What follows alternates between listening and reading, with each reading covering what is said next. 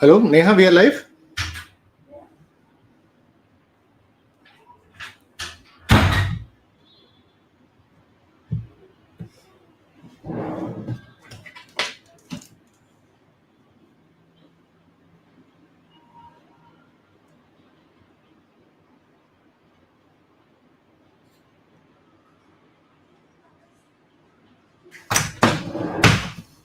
Right.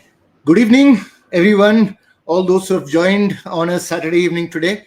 My name is Rahul Reddy. I am connecting from Bangalore. To give a brief background, I am Calcutta alumnus, and I have been into CAT training since, I don't know, 2002 perhaps. A very long time, let's just say. Right. And while I'm technically an engineer, I've never worked in my life as an engineer, and it's always been verbal, which has been the first love for me. And what else? I've given CAT a number of times, especially after I became a trainer for the entrance exam prep. I am giving CAT this time too, along with you guys from Bangalore. I have the third slot this time, the late evening slot. So let's see how that works. In general, I tend to get pretty high scores in verbal because that's my primary area. And yeah, I was lucky enough once, I think 2019 it was, to have got a 100 percentile as far as verbal is concerned. Okay. Anyway, the objective today is to kind of, I'm sure all of you have done a fair amount of preparation as far as verbal. You've given marks, you have learned something, you have analyzed.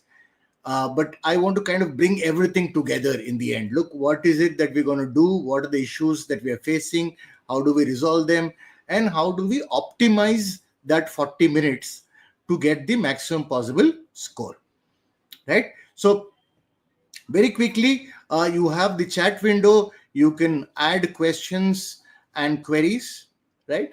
Now, two parts to it. The first part is the focus on RC. Part 2 will focus on the verbal ability part, right? Within the RC part, first I'll spend some time on what should be the strategy for RC, and then we will obviously take certain questions, we'll work it out. Just in case you have not already done so, the papers are available in your aspiration account in MyZone. Ideally, you should have downloaded and already solved them. That would be the best way to take advantage. If you have not done that, now is the time to just quickly get to the aspiration and download the paper and see if you can go through along with me as we take this particular session. Okay, so I hope the presentation that I'm sharing is clearly visible and audio is good. So let's kickstart. When we say VARC, right?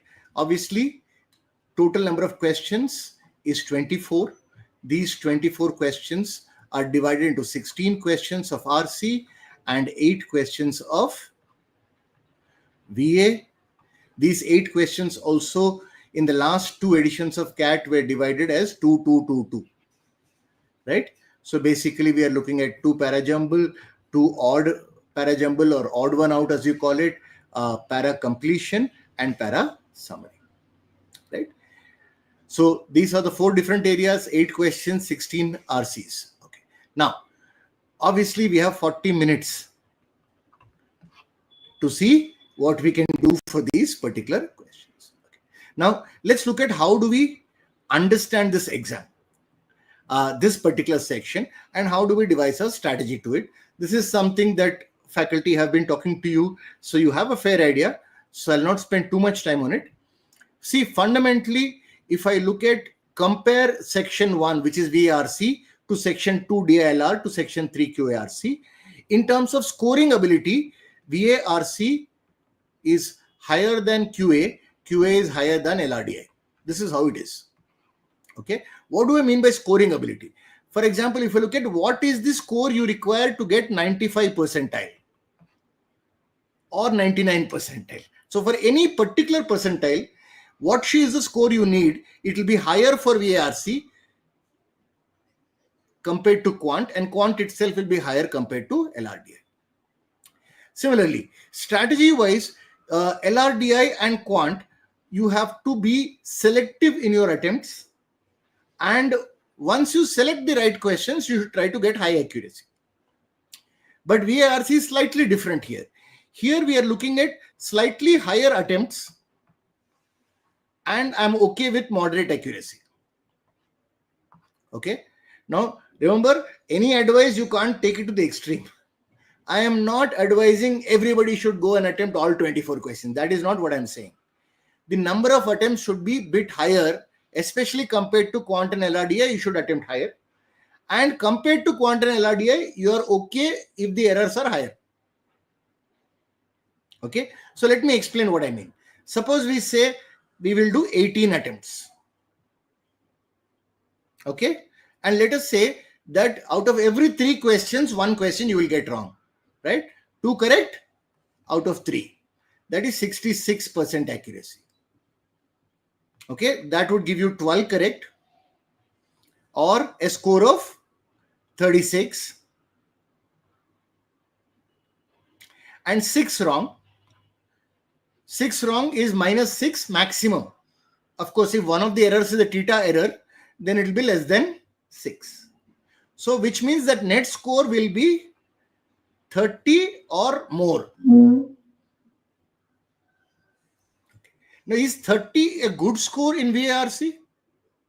Let me tell you, honestly, 90% of the students who are attending today's session will be happy to take 30 in VARC. As percentile, it will definitely be higher than 95. So somewhere between 97 to 98 percentile. And this is what you are getting with 66.66% accuracy, which is 1 out of every 3 questions going wrong. If I extend it, the same logic to 24 questions, 16 correct, 8 wrong. 16 threes, 48. Which means that net score will be 40 plus. If you get a 40 plus net score, you are guaranteed 99 plus. Right? So I hope you understand what I'm trying to say here. I'm not advocating that everybody goes for all 24 questions, but keep your attempts on the slightly higher side, and more importantly, be prepared that some answers will go wrong. You cannot get 100% accuracy. I don't get 100% accuracy. I did not get 100% accuracy even in the year when I got 100%. Okay. So we are not expecting 100% accuracy. We are okay with certain errors, but obviously accuracy can't be something like 40% accuracy, in which case it doesn't work. Okay. Now, the next question would be, okay, how am I going to adjust my time? Right? Different people suggest different strategies. I'll try to give you a reasonable strategy, right? I'm looking at the above average student, a serious student who had worked hard, prepared, done marks, and analyzed the performance, tried to improve the mistakes and so on. I cannot give you strategy for somebody who is not prepared at all, and somebody who's super good probably doesn't need my help. So I'm aiming for the serious student, the above average student who has worked hard. So for them, something like 18 attempts would be a good attempt. Now, how do you get 18 attempts? I'm saying 12 attempts in the RC area, which is 3 passages, and approximately 6 attempts in the VA area. 6 out of 8. Okay. Now, why do I say 3 passages? What if you could do all 4 passages but attempt only 12? That doesn't make sense to me, because if you're spending time understanding the passage, then you would try to attempt as many questions as you can. Okay. So typically 3 passages, you leave 1 passage. What does that do? It saves you time. Right? So if you attempt 3 passages and I'm giving you 9 minutes per passage, that's a total of 27 minutes. Remember, 9 minutes is not only for reading the passage, it is for completing the passage, including questions. right? Now, this 9 minutes ideally should be split as 3 plus 6 or 4 plus 5. What is 3 plus 6? 3 minutes for reading the passage, 6 minutes for answering questions. This will ensure you get 1.5 minutes per question. Or if you're not that good at reading and you say, I need a little extra time, passages tough hote hain, kabhi philosophy hota hai, etc., then 4 minutes. But the point I'm trying to make is that you need to spend more time on the questions and less time about the passage. Passage memorize नहीं करना है. Passage का हर sentence समझना जरूरी नहीं है. Right? The key point is very simple. We need to understand the passage only to the extent that we are able to answer the questions. Second, we don't need to memorize the passage because the passage is right there next to you. Questions on the right side of your screen, passage on the left side of the screen. No need to memorize. It's there. Okay, we'll cover that in today's session. Some how exactly we, what do we try to get in the reading part? Okay, and what do you do in the time that you have to,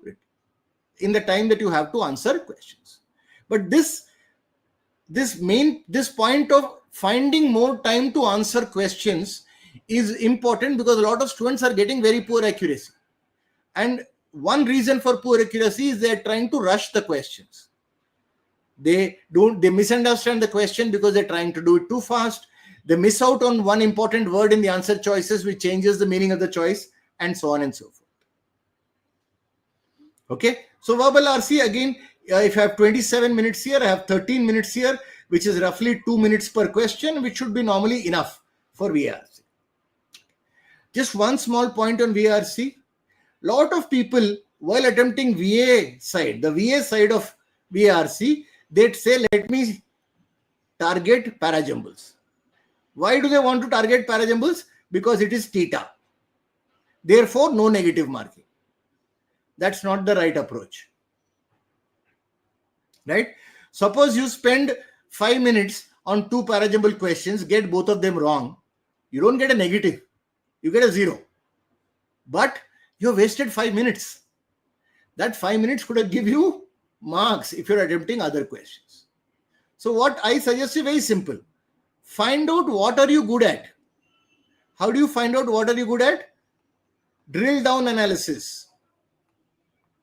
Take the last 5 marks, 6 marks, 10 marks, whatever you think is reflective of your current ability.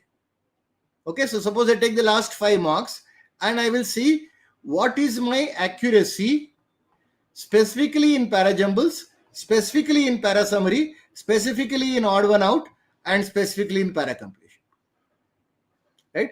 My bet is that odd Parajumble and Parasummary, especially if you have worked for some time, will have higher accuracy compared to Paracompletion, compared to Parajumble. Parajumble will probably have the least amount of accuracy. Okay, so don't focus on Parajumble because it is theta. Focus on which type of verbal you have the highest accuracy. Right? So for example, somebody might say, okay, my highest accuracy is in Paracompletion. Good, then focus on that. Right? Very rarely do I find a student whose highest accuracy happens to be Parajumble. That is very, very rare. For a simple reason, in odd one out, you are trying to select 1 out of 5 choices. Out of 5 sentences, 1 is the odd one out. In Parajumble, you are trying to select 1 combination out of 24 possible combinations. Right? The math is obvious, which is going to be easy and which is going to be difficult. In Parasummary, you are saying 1 out of the 4 summaries is correct. That is your probability. Okay? I hope that's clear. I'll quickly check if people have any queries or doubts on the strategy part, then we'll get into the questions itself.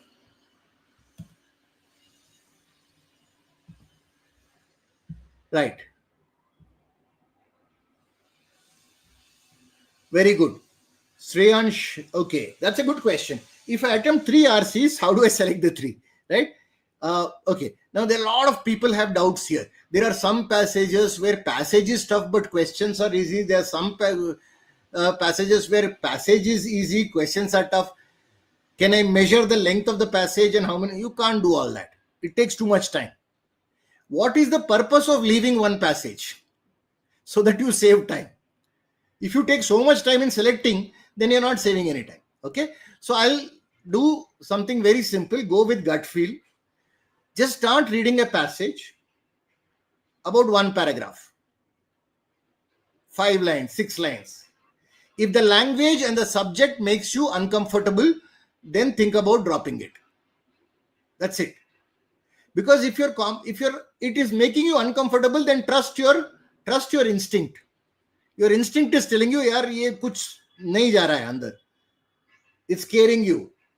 Why is it scaring you? Because it's not going into the head. You're not able to understand. But remember, you can do it once. So it's like a wild card. You can use the wild card only once. So one passage you can drop. Now, this is also based on the idea that when I study the past CAT papers, in most cases, I have seen one passage which is complex. Not in every slot every year, but most of the cases. So this method of leaving one passage can also help you avoid that one complex passage.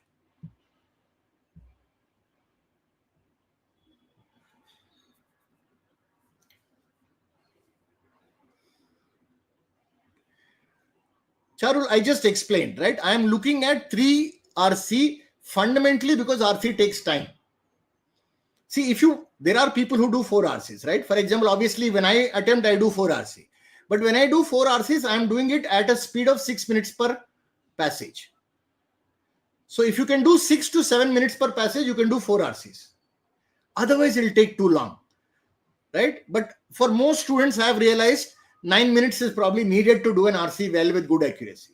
If you do 4 RCs with 9 minutes, that takes 36 minutes. You don't have any time for verbal at all.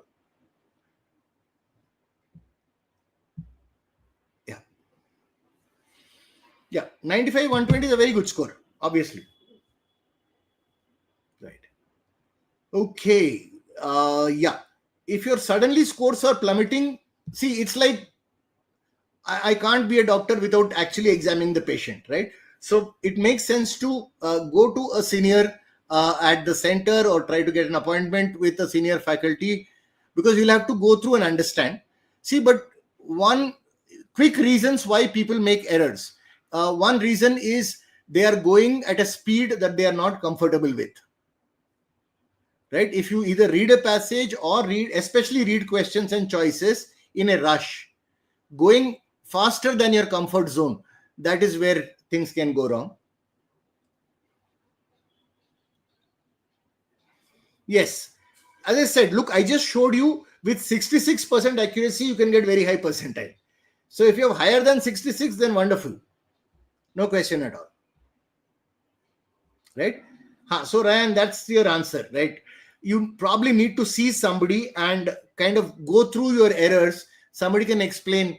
It makes sense to actually meet a faculty for that particular reason. For CAT, I've always recommended passage first. Right? See, questions first approach works for very simple passages which are more factual and the questions are more direct. So it might work well in, say, an NM, NMAT. For CAT and ZAT, it's very tough because you need to understand the passage. If they're all factual questions and the passage is fairly straightforward, then questions first works very well. Again, this is personal.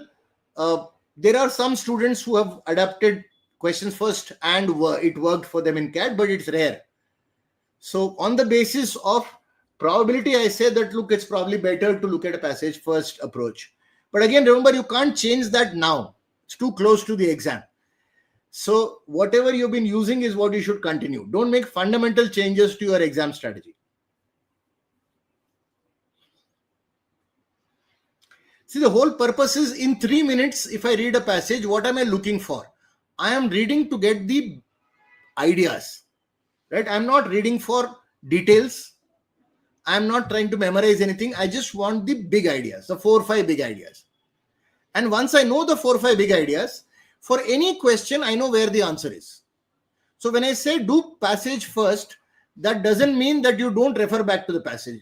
Please refer back to the passage as many times as needed. And because you've read it once, it will hardly take you time to go and find that part of the passage where the answer lies. See, 50 plus score would require probably close to 24 attempts. Because you understand that this is not an exam where you can get 90 plus accuracy. 90 plus accuracy is very tough to get. Right? So if you're going to get 80-85% accuracy with very high attempts, that's what will get you a 50 plus score. Okay. Arjun, your question I thought I answered, right? 18 is a good number to look at. Obviously, I can't prescribe that everybody should attempt exactly 18. But close to 18 or higher than 18 is preferred.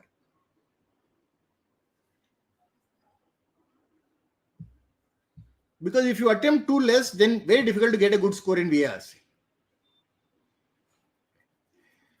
So Saksham, see, as I said, errors can happen, one, because of the pace at which you are answering questions. Second thing that can happen is you are not using elimination well. Remember, you have to use a combination of selecting the answer and elimination. Sometimes the answer is so obvious that you can just pick it up. But in many cases, you'll have to eliminate and come to the correct answer. That's why, Hari Krishna, I told you, don't do any long, complicated exercises to choose the passage. Remember, you have to attempt anyway 3 out of 4 passages. So you can skip only one. Right? So start with the passage, number 1, start reading. If it is good enough, continue, finish, go to second passage, like that. Anytime while reading the passage, after reading, say about 1 paragraph or so, if you find the language or the subject very uncomfortable, then you have a chance of skipping that passage. And you can skip only one.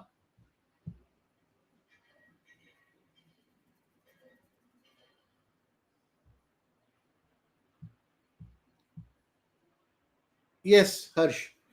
So, look, as I said, you will have to try to understand what kind of errors are happening. You must have heard of our C-Beast strategy for elimination, right? Broad, narrow, extreme, alien, right? See if you can apply it to all the questions in the last 3 marks. That is, in every mock you have 24. Okay, let us say you have 16 RC. That is, each question will have 3 wrong answers. So you have 48 wrong answers. For every of the 48 wrong option, you have to understand why is it wrong. Okay, which one is broad, which one is extreme. Try to find reasons. So if you have a lot of practice with broad, extreme, alien, etc., then you will quickly identify. So for example, last 3 mocks I applied this beast strategy. Now I have seen some 30 extreme options. So next time I see extreme, I can find it very quickly.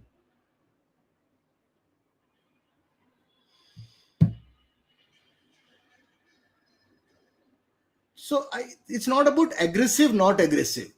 What I'm saying is errors are more likely to happen in VARC.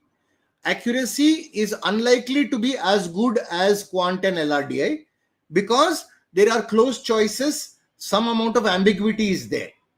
It is the nature of the paper, right? For example, when I attempt Quant, I can attempt 9 and get all 9 correct. That can't be the strategy as far as VARC is concerned. So expect that some attempts will go wrong. To cover for that, you attempt slightly higher. That's the idea. And for all of you, now is a good time, if you have not already done so, to look at the last 3 to 4 year CAT papers on each slot. You can take it as a sectional test, for example.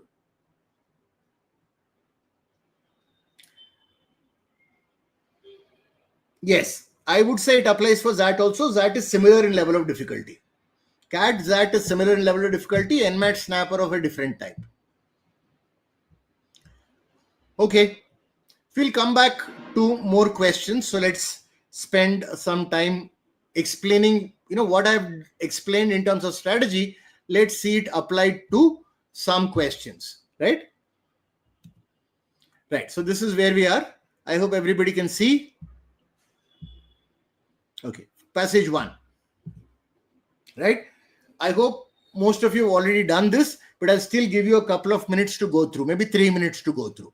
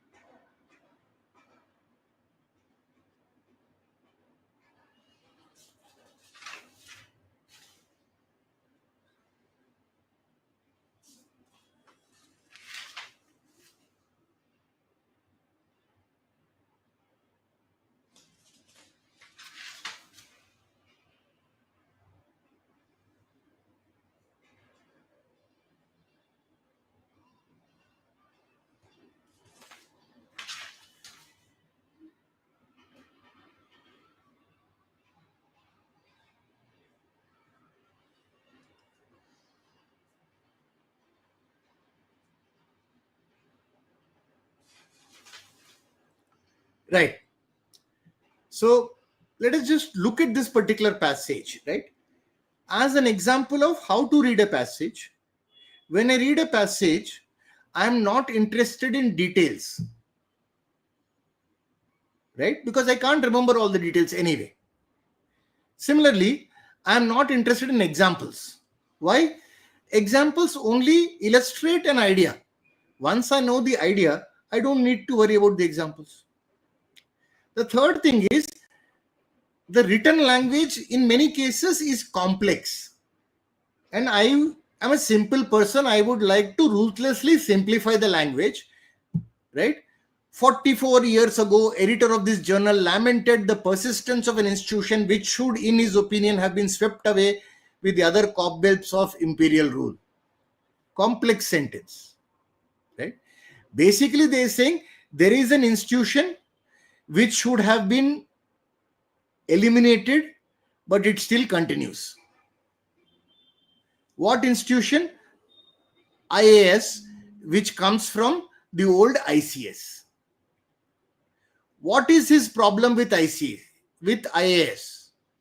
He says that this IAS, or originally called ICS, but this IAS, they were basically played an important role in suppressing the nationalist movement or freedom movement. So they were tools of the British. They worked against the freedom fighters, and after independence, they are again still in power.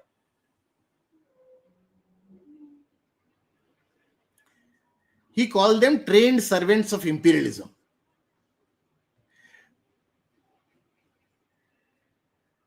Right? In the same issue of this journal, another author wrote, Nehru has been his greatest enemy. Why Nehru is the greatest enemy? Because he is using the same people who were against Indian freedom to rule or govern the country. But the same problems, other examples are also there. Supreme Court judges continued. The same Supreme Court judges who were there before independence also continued. That included British judges who continued. The same officers in the armed forces continued. In fact, the constitution is borrowed.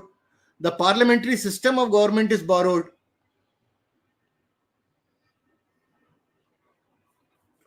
Now, the author is not really taking an opinion here. Right? He's kind of saying that such arguments are a familiar feature of current legal and political discourse and have been since the time of independence. So, from many years, people have been questioning, why are we having the same type of institutions which were there from British times, which were part of the British rule? Why are we continuing with such institutions? Right? But the author is not saying anything about a solution, like we should throw them away, we should create our own institutions, we should ban the IAS, nothing like that. Okay? Good enough? Now let's look at the questions. According to the passage, which of the following is true? Now this is clearly a fact-based question. Nehru sought the help of experts. Where is Nehru in this passage? Here. This is the only place Nehru is there. Now, because I've just read the passage, it barely took me 5 seconds to find it. He called his fellow countrymen to help build New India. Expatriates, NRIs. Actually, if you don't refer back also, you can understand. There's no concept of NRIs in those days. Anyway, done. This journal was started 44 years. So where is 44? Here, right at the beginning. What happened 44 years? The editor of this journal criticized the ICS IAS, saying that it should have been dismantled. But so all we can say is the journal was there 44 years back. But did it start exactly 44 years back? Nobody knows. So we can't infer that. The Constituent Assembly was handpicked by the British was clearly wrong. I mean, you don't need to refer back here. Right? If you want to refer, okay. The Constituent Assembly members have been elected under the Government of India Act 1935. So the Government of India Act was made by the British, but the British did not pick the people. The members of the assembly were elected. So this is also wrong. That means this is correct. British judges continued. Again, British judges continued in the High Court. So what do we learn? We learned that one, we don't need to remember everything. We don't need to trust our memory. One is trying to remember everything. That means reading the passage will take 6, 7, 8 minutes. We don't have that luxury. Second, one thing hopefully you have seen, that is very fast to find the answers. Right? Once you have read the passage, you should refer back, and it does not take so much time because you can find any answer you want very, very quickly. Okay, that's the learning. See, the whole idea of this session is not that we just do some questions. We have to learn from these questions. Okay, now clearly you could have picked this answer also. You could have eliminated also. Okay, next question. Which of the following is a main point of the passage? Now, one thing I can do, the main idea kind of questions. Sometimes I tell students, if you're struggling with those questions, do it in the end. End means make it the fourth question that you solve. Right? Why is that? Because every question that you solve, you get a better idea about the passage. Your understanding of the passage improves. And if your understanding of the passage improves, then you are in a better position to solve the main idea question. That's all. In this question, it's quite easy by elimination. The role played by this journal. The journal's role is hardly important. right? Only mentioned in this one part that the editor of this journal long time back said that IAS, ICS should not be continued. That's all, right? The cobwebs of imperialism which were present in independent India. This is possibly correct, right? The exact same words are used, but basically idea was some of the things which were continued from imperial rule into independent India, whether it is judges or officers in the armed forces or the system of democracy or the IAS. The Constituent Assembly. This is not the main point. This is one of the examples of British systems that we continued. India's independence struggle, not really mentioned anywhere, except that the ICS officers were involved in suppressing the freedom struggle. That's all we know.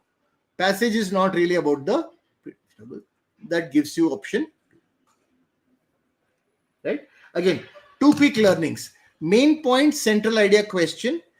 There are some students, a lot of students who are struggling with these kind of questions. So one simple tip for you is do it as the fourth question of the passage. So for example, this main idea question is second question. When I see it, I skip to question 3, then continue to question 4 and then come back to 2. Right? Because every question that I answer about the passage, my main idea becomes more clear. Then I can come back and solve the main idea question. Good? According to the passage, with which of the following is the author likely to agree? Okay. First thing is, I will try to say, keep it simple, stupid. The KISS strategy. So first thing is, I'll read it as, which of the following will be true as per the passage? Right? It is not exactly the same thing as which of the following author is likely to agree, but it is close. Okay. Now, Nehru was the enemy of ICS. Was he? Not really. He continued with the ICS under a new name called IAS. Right? So he was clearly not the enemy, and anyway, enemy would make it a extreme option. The ICS has ruled India with an iron hand. This looks a little correct, but understand that it is the British who ruled India. ICS were servants of imperialism.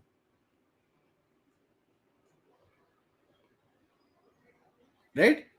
So it is not that the ICS officers ruled in India, they helped the British in ruling India. Okay. But let's look at the other options. British judges continued in India's Supreme Court till the 1950s. Did they? Okay. The judges of the first Supreme Court were all members of Federal Court of India. But does it mean that these judges were British? Not sure. Maybe, may not be. British judges continued in the high courts. So that we know. In Supreme Court, were they British judges? Did they continue after independence? Maybe, may not be, I don't know. But did they continue in High Court? Yes. So I can't specifically say that 3 is true. The ICS has participated in suppression of the nationalist movement. This is given. Played an important role in the suppression of the nationalist movement. Right? So 4 is clear correct answer to me. Right? Now, I'm sure this is a more direct question. There are other questions sometimes where which of the following author is likely to agree can be more tricky. But start with the simple assumption that look, when I say author is likely to be to agree with this, that means what is true as per the passage. Start with that.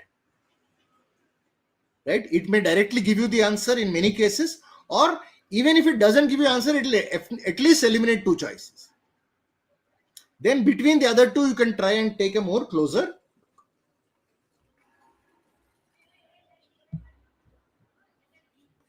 Which of the following can be concluded from the passage? The Constituent Assembly was anti-constitution, anti-national.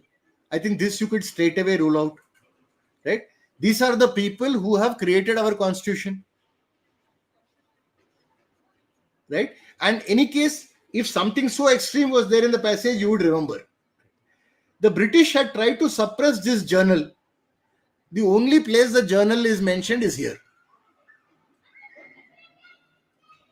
right? And no evidence that the British had to try to suppress.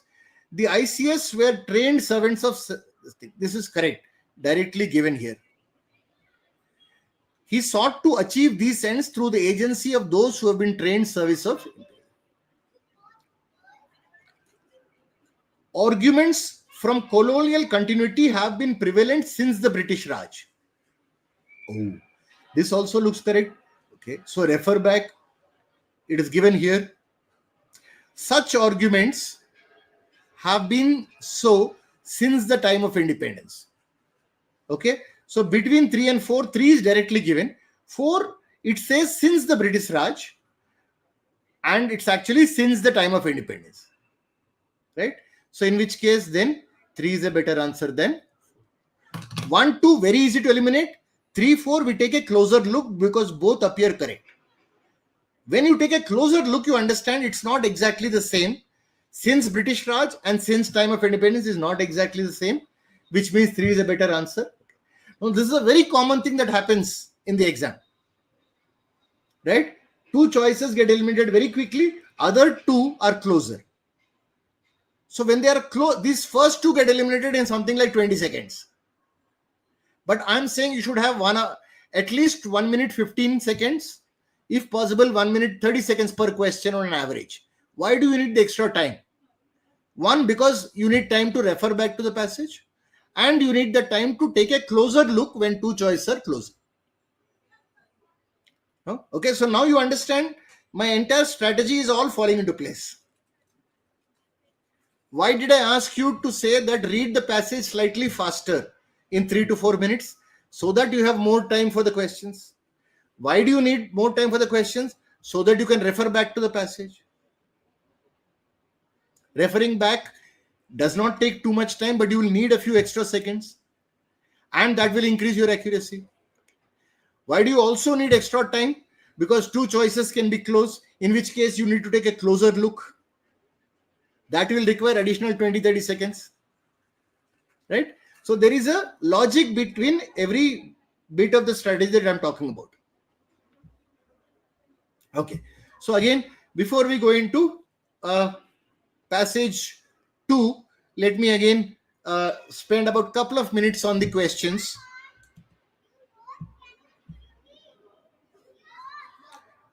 So Aviral, example should be, I'm not saying that passage as an example, don't read it. No, you should read the entire passage, but don't try to memorize or remember it, right? The example helps you understand the concept. So at the end of the passage, if I say, what do I remember from the passage? It should be the concepts, not the details, not the examples. Any other specific questions we can take? We'll take, because this is a small break, then we'll go to the next passage.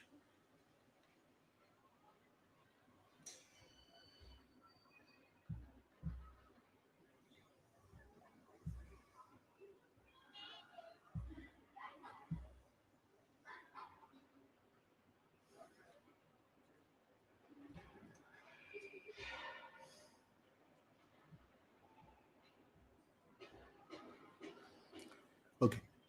A broad rule that we talk about when people talk about consistency and accuracy. So remember, I gave the example of 18 attempts with, yes. See, the main idea is more like, why do you think the passage was written? What is the intention behind the writing of the passage? It should not be too narrow. Something that is referred only in one part of the passage cannot be the main idea. In a way, it should be connected to all the paragraphs of the passage. The first and last paragraph normally give you a greater hint as to what will be the general idea.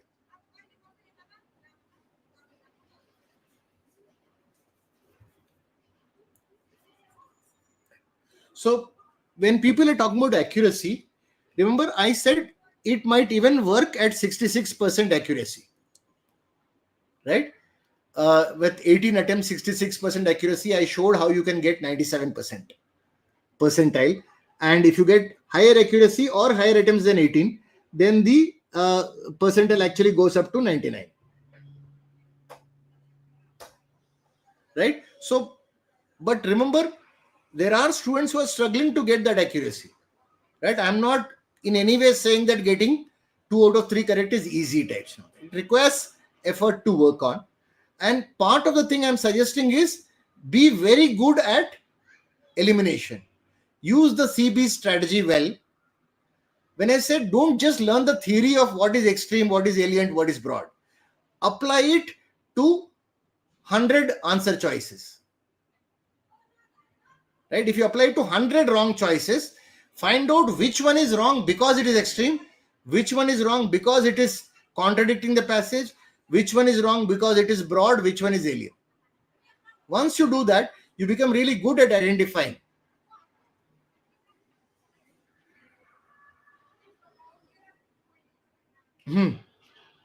That's what I'm saying. So Charul, we just did one question of the type. Which of the following author is likely to agree? So the simple way of looking at it is, which of the following is true as per the passage? Author is likely to agree means it will be true.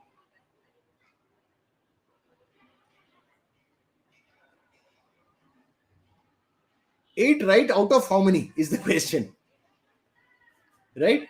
So it is also possible that you're not attempting enough. So Harshit, same logic. One is see if you can do elimination better. Second, try not to rush the questions. Third, if you're not referring back to the passage, you should refer. Out of 18, if you are getting 8 right, that's a problem. It needs to go to something like 12 correct. Okay. So again, similar suggestions. One is make sure you refer to the passage. Lot of students don't refer back to the passage because they think that referring में बहुत time निकल जाता है. But if you don't refer, your accuracy falls. Second is use elimination strategy. Don't try to always pick an answer. Third, C-Beast is a very good technique, but it won't work unless you practice it a lot. Okay? Chalo. In between the session, we'll keep taking questions, so don't worry about that. Let's now get back and do passage 2.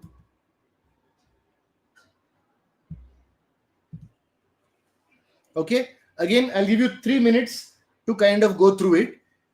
Right? 3 minutes might look too less, but understand that it is one reading and you're only interested in the main ideas, not the details.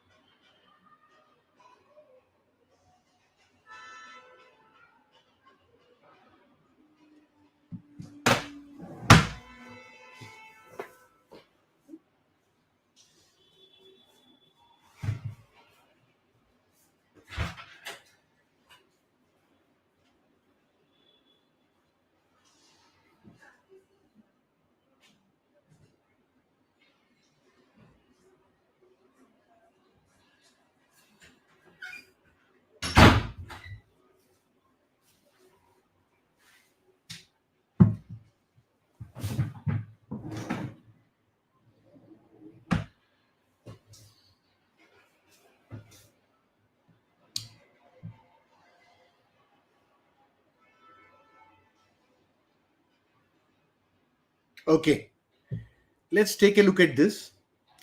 Looks like a nice long passage, right? So let us see how we can simplify this. Stagnating yields, crop losses due to pests and disease, climate change, all these and more are issues in agriculture that have been sought to address using cutting edge technology. Right? So this is exactly what I'm talking about. Stagnating yields, crop losses to pests, climate change, etc. So in many cases, you get lists like this. You can't remember all this. So how do I remember? I'm simplifying. So mentally, my map will be agriculture, many issues, solution, technology. That is how I understood. Right? So how does the passage start? There are many issues with agriculture and technology is being used to try and find solutions. And one of that technology is genetically modified seeds. Now remember, BT cotton is the only GM crop that has been permitted for cultivation. Politicians, media, bureaucrats, think about all this. Politicians, media, bureaucrats, seed corporation, time and again pretend BT cotton being a miracle, success need to be replicated, etc. etc. What it basically means that within GM foods, BT cotton is an example. This is the only crop which has been tried in India. Others are under development and may be launched soon.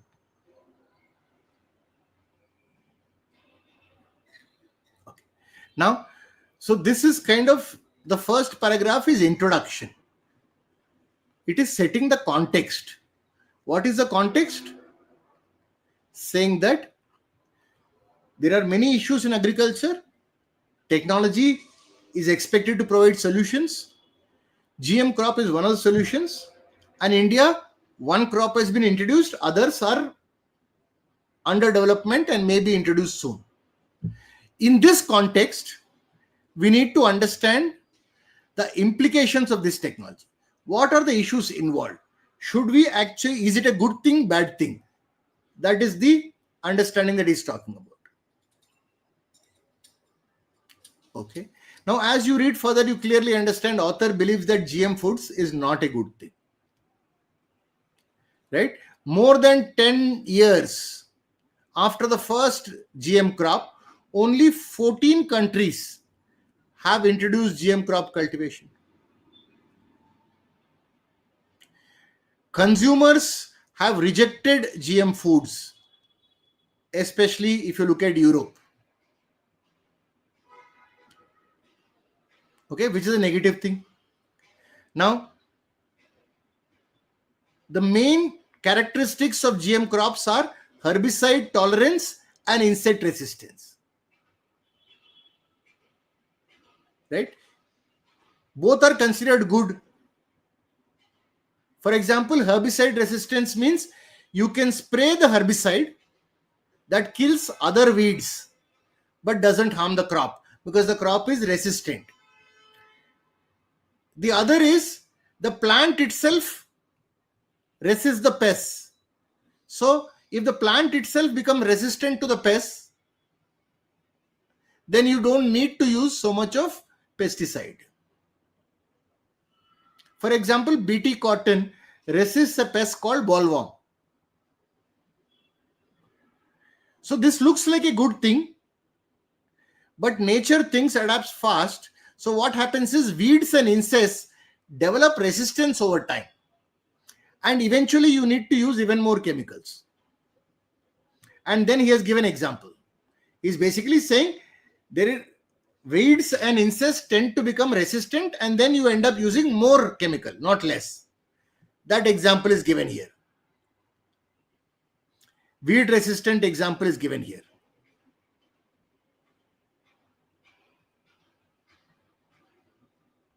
One second.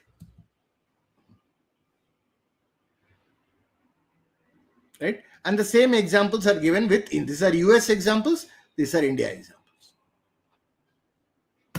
Simple enough? So, out of the entire passage, what is my understanding that I should get after reading it once, right? So there are many problems in agriculture.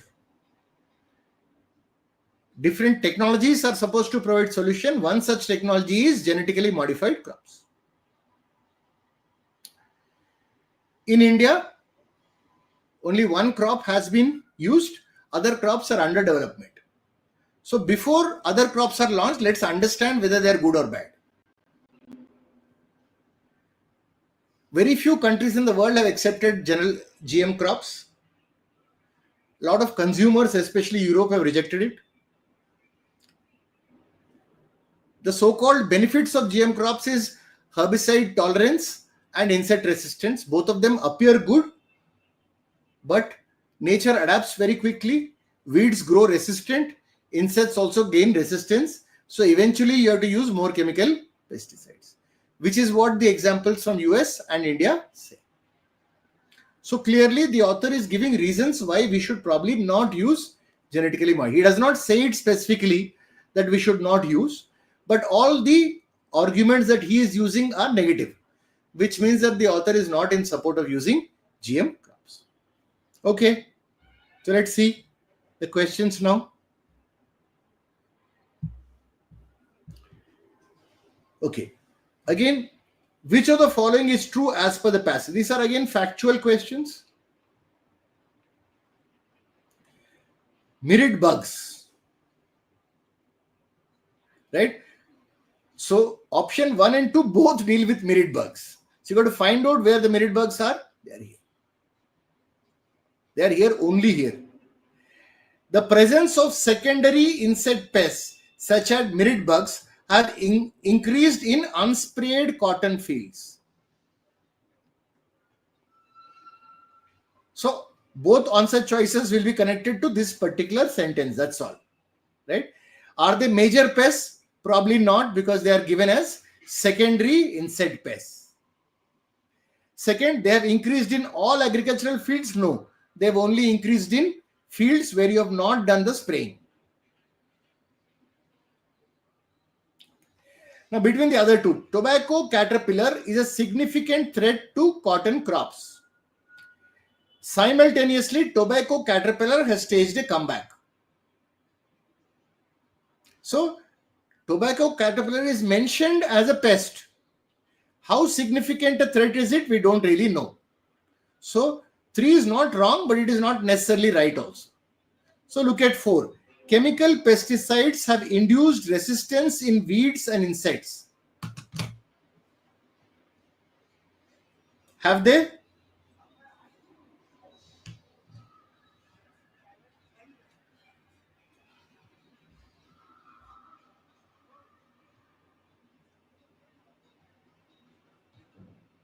As has happened with chemical pesticides earlier, both HT-IR crop induce weeds and insects to develop resistance.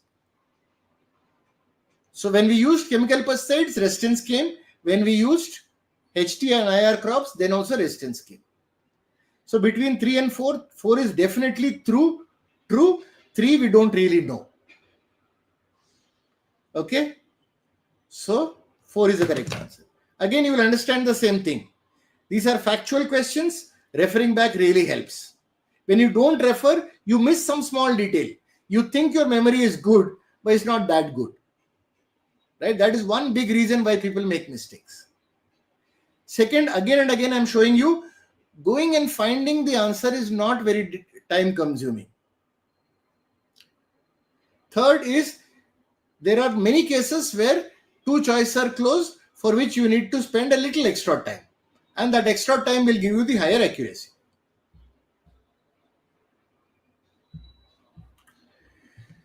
Which of the following is author likely to agree with? Again, I will first look at which of the following is true as per the passage.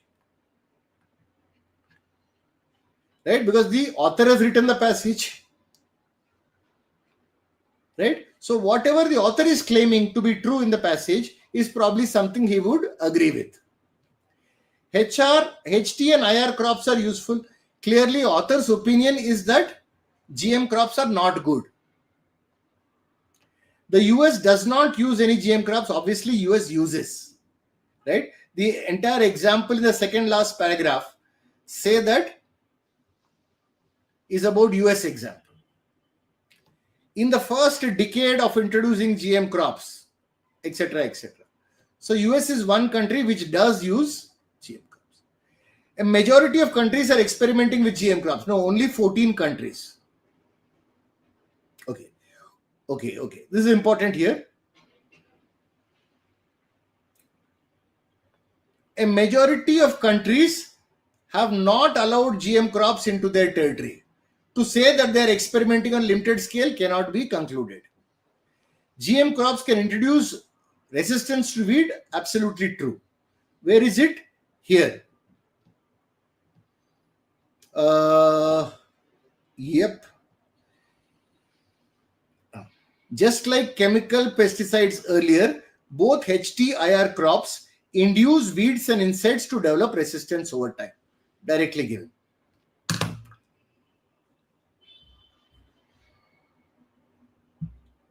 Just give me a minute.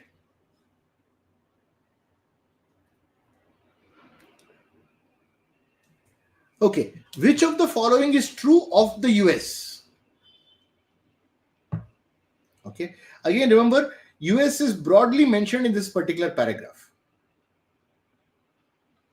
Right? GM crops were introduced in the US in the 1970s. BT cotton is used in the US. This particular paragraph doesn't have BT cotton. BT cotton is talked about for India as the only GM crop permitted in India.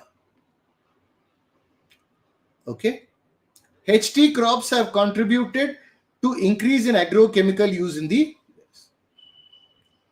Only 30 new weeds have been reported in the US.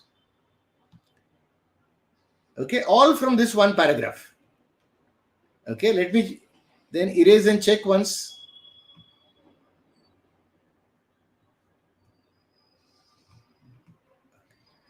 There is no mention of BT cotton. Gone. Herbicide tolerant crops since 1996.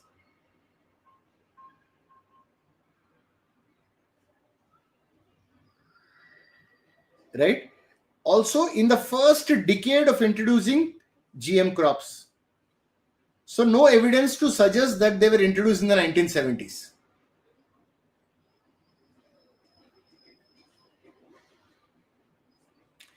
Because of HT crops, there has been a 122 million pound increase in agrochemical use. So this is correct. One also looks correct. What is wrong with one? That is where you require a close look. 30 new glyphosate resistant weeds have been reported. It is not 30 new type of weeds. It is 30 weeds with a specific resistance, which is why 1 is wrong and therefore 4 is. Makes sense?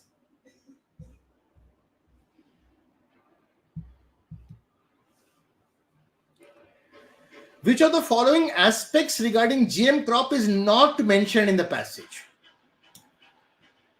Fairly straightforward. Impact of GM crops in tackling climate change. Not really mentioned. Climate change is just mentioned here once. After that, it's not been mentioned anywhere. The role of USA big translational corporations mentioned here.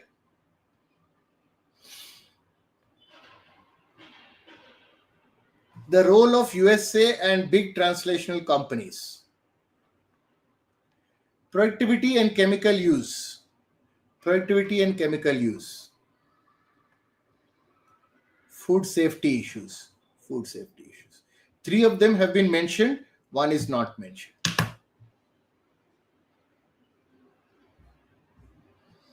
Okay.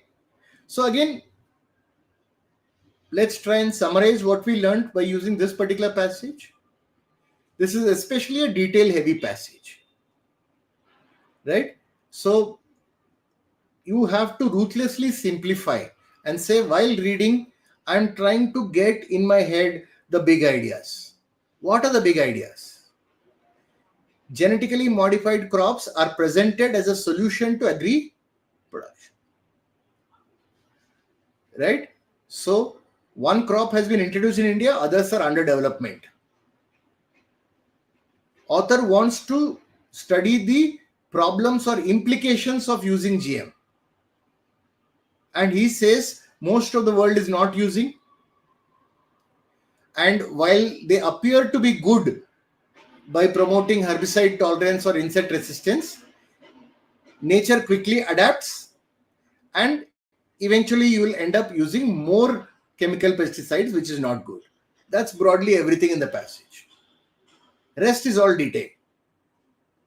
Okay. Got it. Okay. Any specific questions, doubts, issues?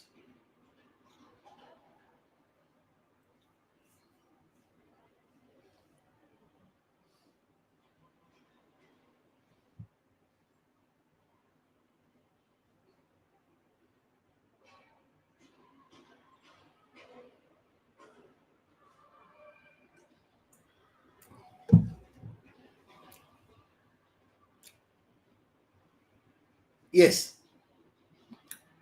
But Janina, understand one thing. I have studied the past CAT papers and I found almost 40% of the questions are direct questions. Okay. Now, direct doesn't mean easy, but direct means that the answer to the question is given in the passage. Not necessarily in exactly the same words, but it is given in the passage. Which is why I keep harping on, please refer back. Right? It looks like I'm keep on repeating kind of stuff.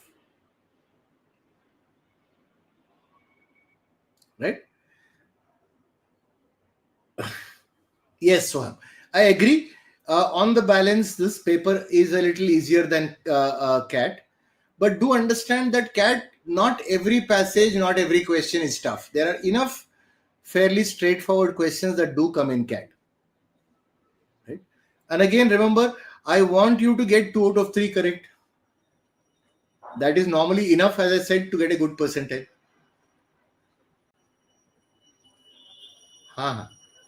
See, there is a phrase in Latin which says festina lente, which means make haste slowly.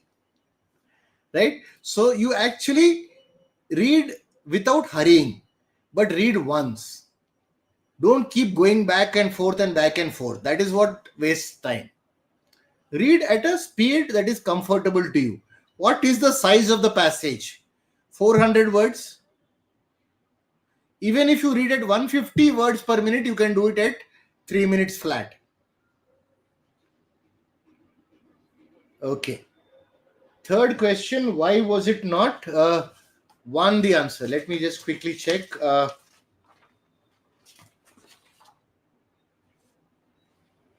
Right. So if you look carefully, that's exactly why I said between the two questions, if they appear close, we have to be careful. So third question says, only 30 new weeds have been reported in the US. What does the passage say? Only 30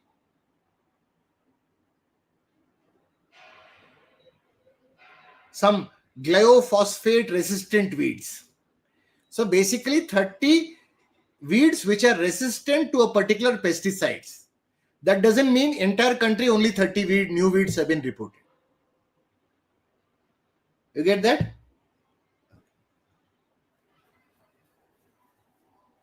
Yes. See, 9 minutes I said is average. This particular passage was a little easy, probably may not take all 9 minutes also. So, yes, there are easier passages where you take 8 minutes. There are tougher passages you can take 10. The average should be about 9. One small thing, see, a lot of people mess up on time management, right? So let me give you what I do in the exam. I have my plan, okay? So my plan is a little faster than this, but suppose your plan is 9 minutes for passage. You will do 3 passages, then go to VA. Then when do you check the time? You check the time after every passage. End of passage 1, you should have completed 9 minutes. End of passage 2, you should have completed 18 minutes. If you are going slower or faster, you can adjust. Simple as that. Randomly in the middle of a passage, if you check the time, what do you gain by that? Somewhere in the middle of second passage, check the time. It says 15 minutes. What does it mean? I don't know. Am I slow? Am I fast? I don't know. So don't check time randomly. Check time in specific intervals. Right? So I check time in RC verbal after every passage. And it should be 9 minutes after passage 1, 18 minutes after passage 2, 27 after passage 3, and so on. Make sense? Okay. Quick heads up. Any Bangalore kids here?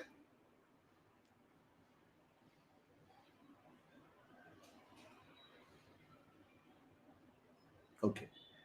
My center is Cambridge Institute of Technology, slot 3. So, very good. That's Vaha, right? You are saying you take 5 minutes to read the passage. Why? It's 400 words per passage.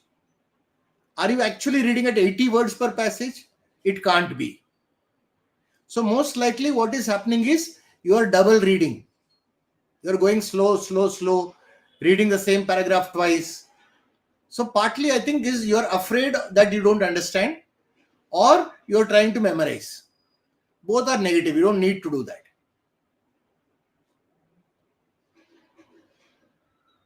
Okay.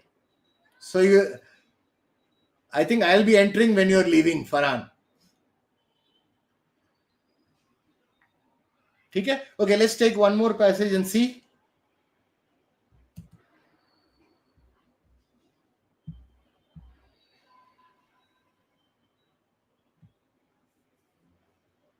Okay, 3 minutes again.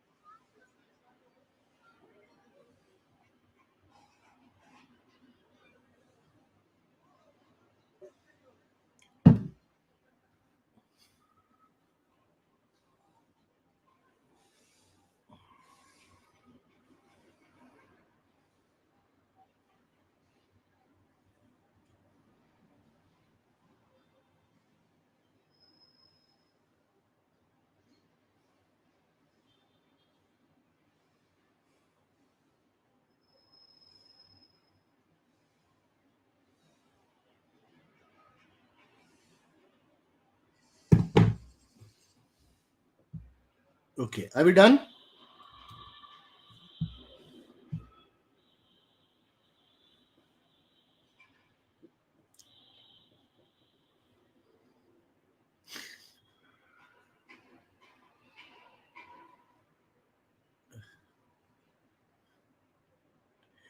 No. If Farhan, just to answer that question, if anything that we do will harm students, we'd never do that. Right?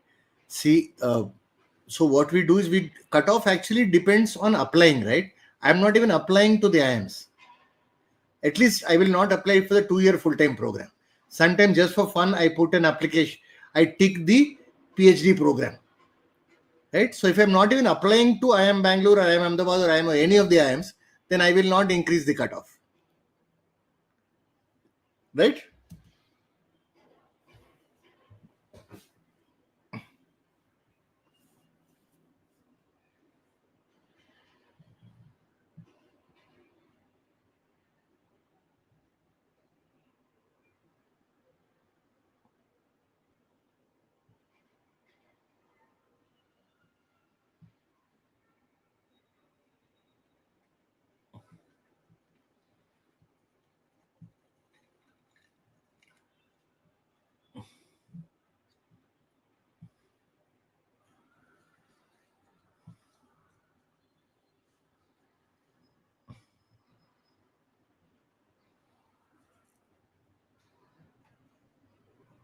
Okay, chalo.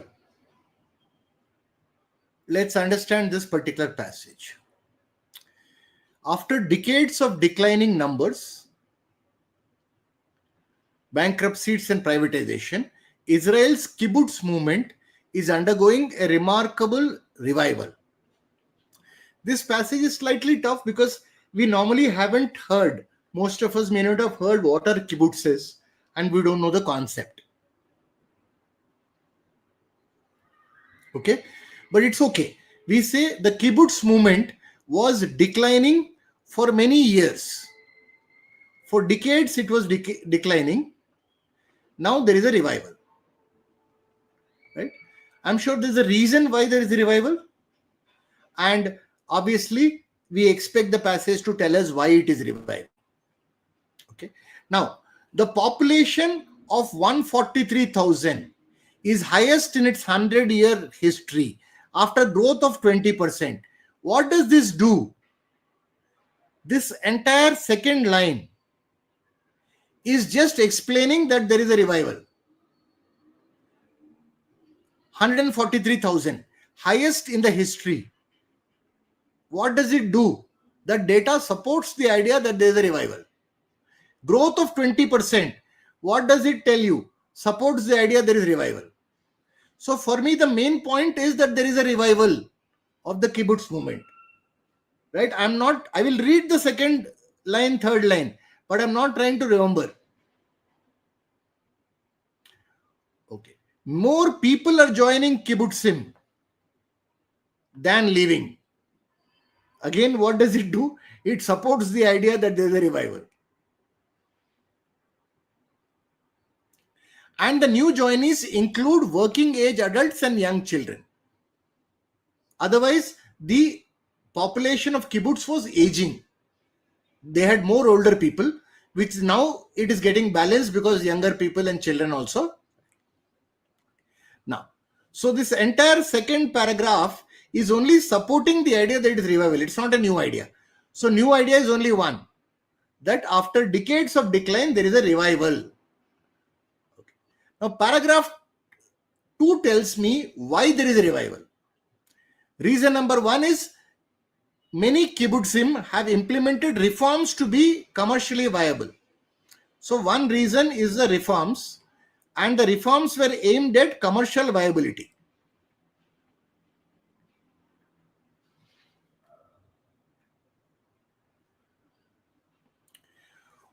Okay, so again, the remaining part tells you what kind of reforms.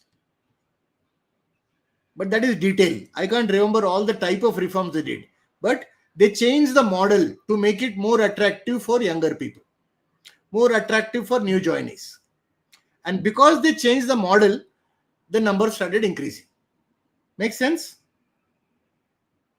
So only the second big idea is only the kibbutz did reforms to make it commercially viable, and the reforms is one reason why the revival happened. Only 60 of the 275 kibbutzim operate a completely collective model. That is a traditional model. Remaining have done reforms. Again, this is a supporting statement. Shows that more, except for 60 out of 275, which still follow the traditional model, all the others have tweaked the model, have done reforms.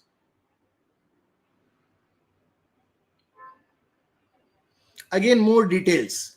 What kind of changes? Selling businesses, charging for meals, recruiting agricultural laborers from Southeast Asia, etc., etc.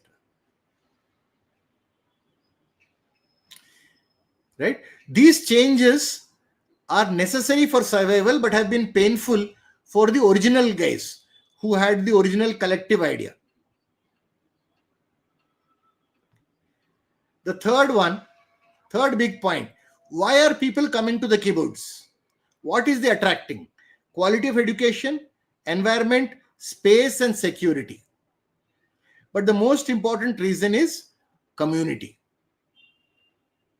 So education, security, but most importantly, community. They want to belong to a group. The sense of we are all one. Again, nothing new here. One particular kibbutz called Afikim, the members have increased from 500 to 600. There is a waiting list of people, etc., etc. Again, this is a lot of detail. How does this particular kibbutzim, Afikim, operate? It is a progressive taxation system. There is a minimum income from everyone. There is subsidized healthcare, education, etc. You can't remember all the details.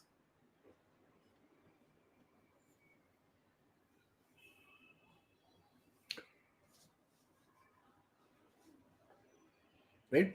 Again, this is a lot of detail. Before people become members, they can try. They can live there for some time on rent. It is sometimes people who join can leave.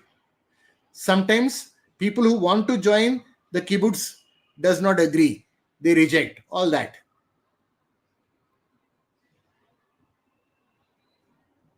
Okay, so that's it. Three main reasons. After decades of decline, there have been a revival. But for these reforms, for these revival, one of the main reasons is reform.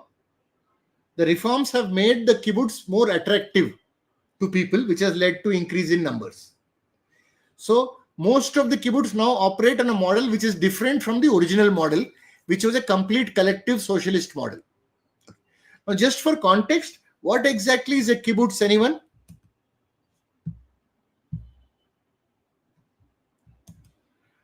Okay, it's a kind of collective farming and living. So a group of families live in a particular camp kind of stuff, where everybody is treated completely equally. The original concept was everybody will share the work and everybody will get exactly the same income. But that was very difficult for people to agree. So now it is allowed and no ownership. You can't own anything. Everything is collectively owned, fully socialist. But now the reforms, for example, they say you can own your own home. Similarly, they can say, okay, some people can be given higher incomes because they have higher level skills. So these reforms were done to attract more people. So it is now semi-socialist, not 100% socialist. Got it? Okay.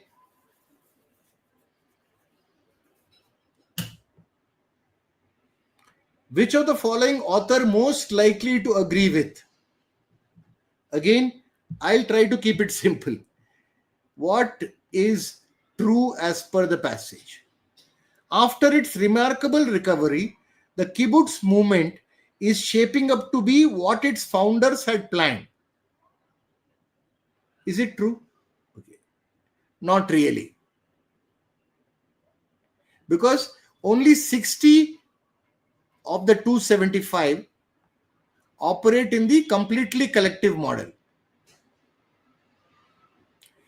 The changes necessary for survival have been painful, especially for the pioneers. Pioneers were the one who started first. That was a socialist Zionist dream.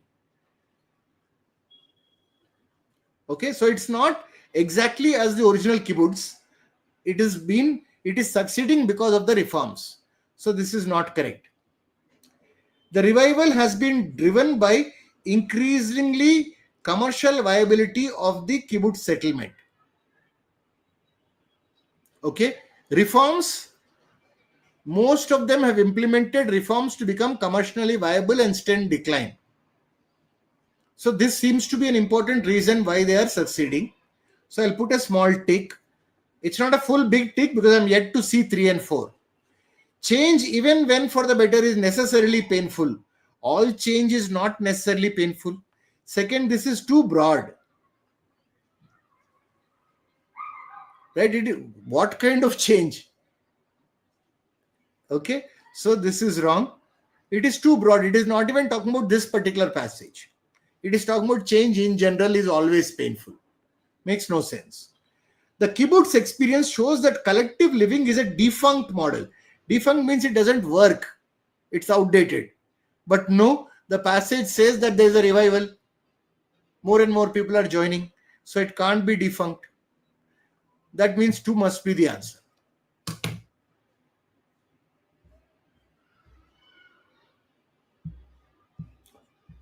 Now, these type of questions where there are certain statements, which of the following are main reasons for revival of the kibbutz movement? Now, 2 ways. Out of 1, 2, 3, 4, I can decide which one is definitely true or which one is definitely false. And once you even get one as definitely true or false, you can use that to eliminate choices. For example,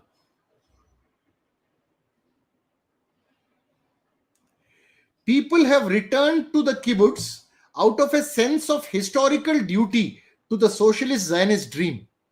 Is this correct? Most of the newer kibbutz don't follow the original socialist Zionist model.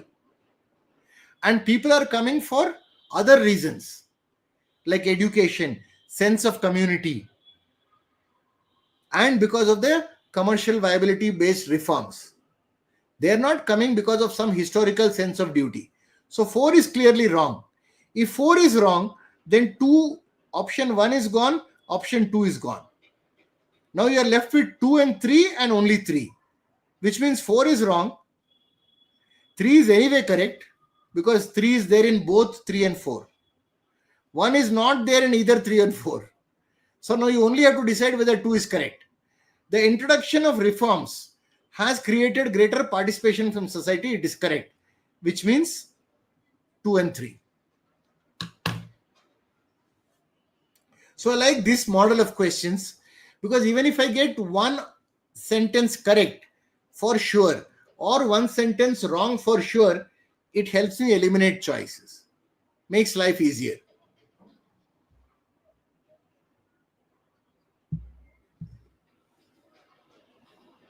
Okay. Which of the following can be inferred from the passage? Okay, again, keep it simple.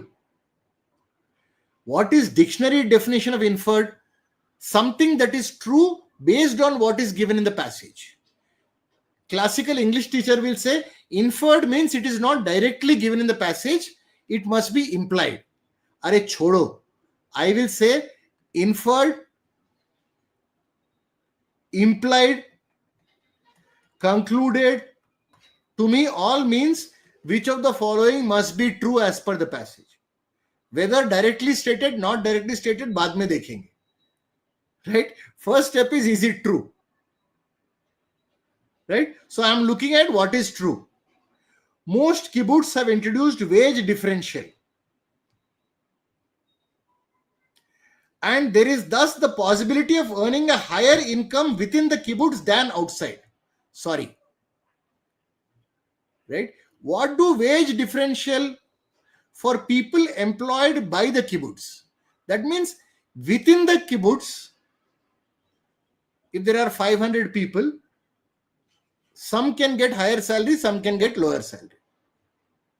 But the salary within the kibbutz and outside the kibbutz is not being compared. And people are not coming for the money. Okay, the first half is correct till here. The second half is not given anywhere. That you can earn more money in the kibbutz compared to outside the kibbutz. So this is wrong. Members have access to better quality education, healthcare, and social security. Maybe. Families are attracted by quality of education, environment, space and security. Okay. Is it better than outside? We don't know. Okay, but possibly correct. I'm not ruling out two. In their struggle for survival, the kibbutz settlements are no different from commercial farming now. This is extreme. Some reforms have been made to make it commercially viable. But that doesn't mean that kibbutz is the same as a farm. It is not. Right?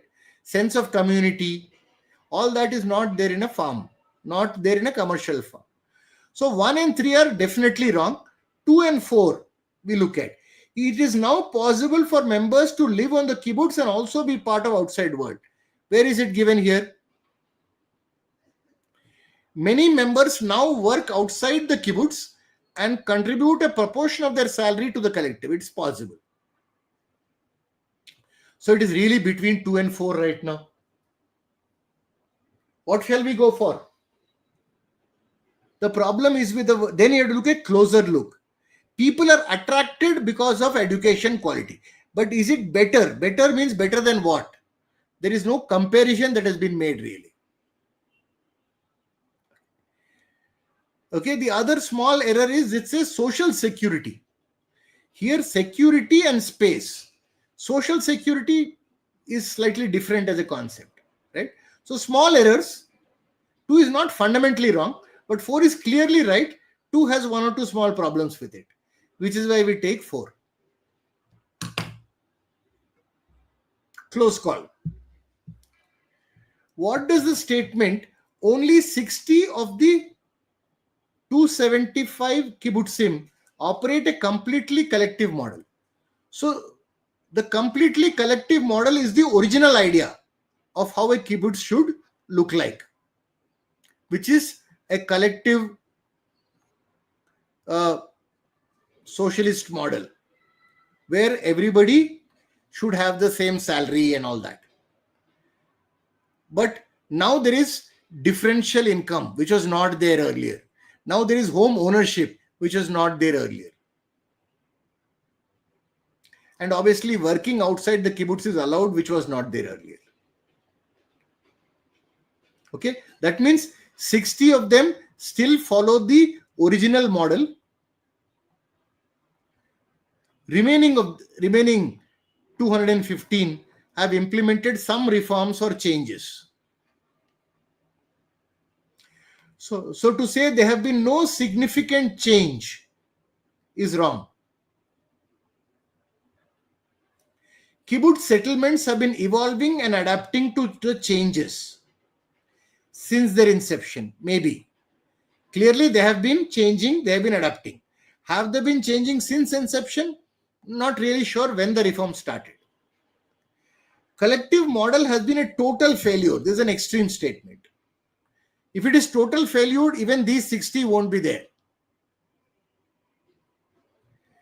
The number of kibbutz settlement following the traditional model is still too large for one to doubt the merits of collective living is out of scope. The passage is not telling you whether there are merits or not merits to collective living. Even the other 215 are following some form of collective living. Right? So 2 is the right answer.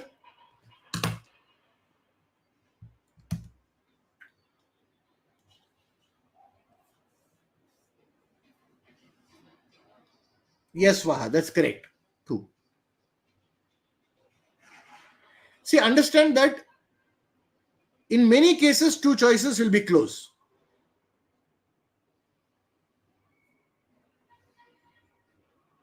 Right? So it is, some are, for example, 1 was very easy to eliminate. And 3 is very easy to eliminate. 10 seconds each to eliminate these. It is the other 2 questions you need that extra time. What do you do with the extra time? You look at them closely. Look for small words. Like last time we saw, passage said security, space and security. Answer choice is saying social security. Not exactly the same thing. So you take very close look when more than 2 choices appear correct. Okay. Let me see what was there in question 3.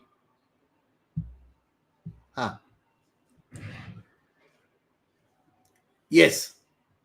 Yes, I was talking exactly about that, Vaha. Right? What were the issues with 2? Better quality education. Better is comparative. Right? Again, if 4 was not there, I might accept that. So I'm not saying 2 was wrong. It is that 4 was better. Because there is no doubt on 4. There are some doubts on 2. The social security part.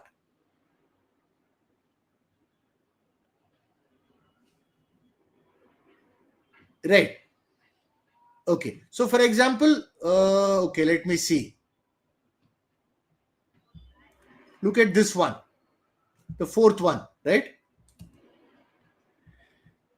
Look at the 3rd question. 4th question, 3rd answer choice.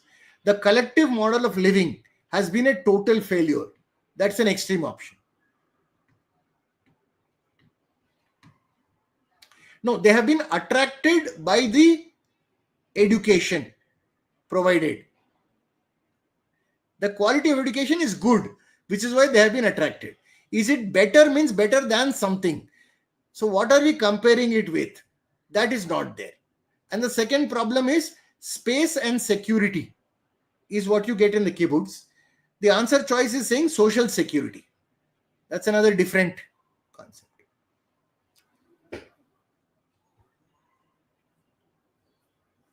Okay. Question 1. Let me come back.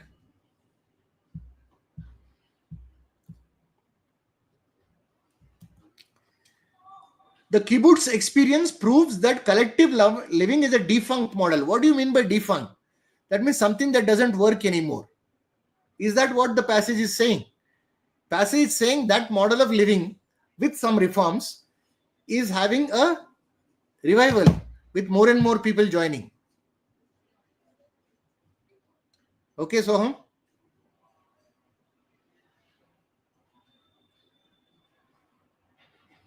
Okay, I just gave you one example. Let's see.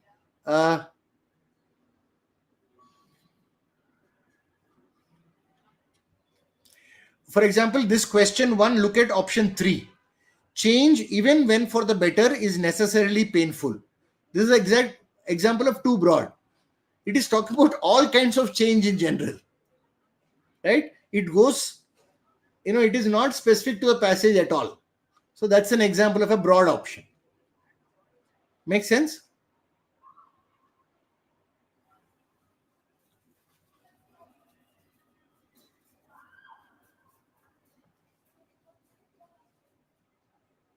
Okay.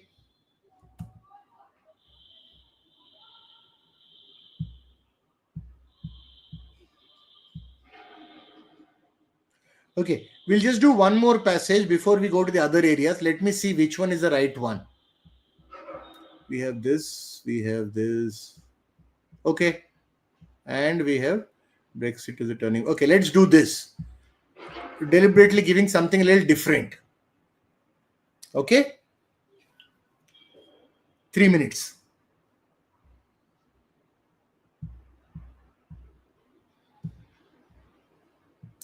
So some of you have said that you take more time to read a passage. Probably it's time to see if you can push yourself a little bit. Go a little faster. But when I say faster, doesn't mean you read faster. Faster means read comfortably, but read once. Don't keep going back and forth. That will save you the time.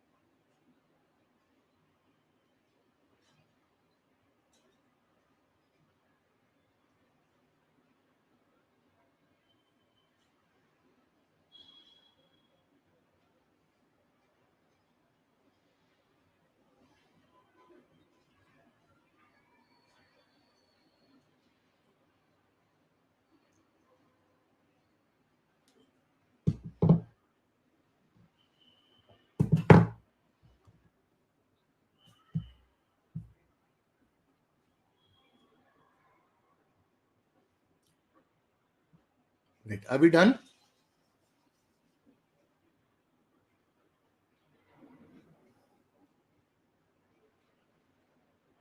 So somebody said that passages we are doing are easy, so I thought I'll pick one slightly more trickier.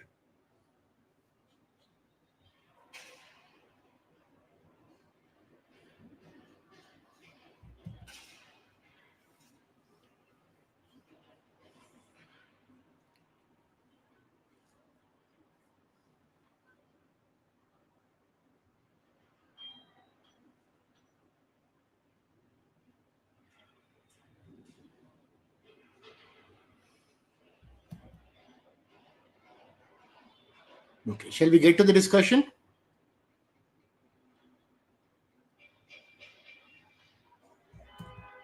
Right. Obviously, here it helps if you actually know what we are talking about. Okay. But even if you don't, let us see how we can, kind of infer what the passage is about. More than 2 centuries after readers first met them, Elizabeth and Darcy have yet to grow old. What does it mean? Right? We are talking about readers. So, obviously, readers means a book. So, who are Elizabeth and Darcy? There are characters, obviously, main characters. And the book is 200 years old. Right? It's an old book, but still popular. How do you know it is still popular? Their story has inspired erotic spin offs, murder mysteries, retelling from servants' point of view. Right? 1995, it was made into a movie. Then that led to Bridget Jones' Diary. Then Hollywood meet Bollywood. Also some zombie version. So basically, why so many different spin-offs and versions of the same story? Because it is extremely popular and it continues to be popular even after 200 years. That's all. What book are we talking about? We are talking about Pride and Prejudice. The book was written 200 years back. Main characters are Elizabeth and Darcy, and that book is still popular. Popularity can be seen from the various spin-offs and other versions that you are doing. Right? Nothing much in the second paragraph. Pride and Prejudice is a novel that simply will not die. That means it continues to be popular. That's all.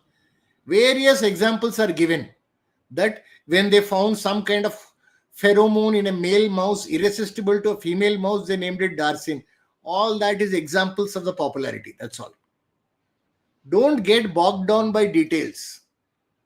If you get bogged down by details, then reading only will take 5 minutes, 6 minutes. That doesn't mean I'm saying don't read. Read the whole passage. But don't worry too much about details. You will not remember all of them. Yet another TV adaptation. So were the accompanying reassurance that the novel is less bonity than people imagine. What is bonity? I'm not so sure. So this is why I say sometimes you don't understand every bit of the passage. It's okay. We need to understand just enough to answer the questions. So what do you mean by less bonity? Not very sure. Okay.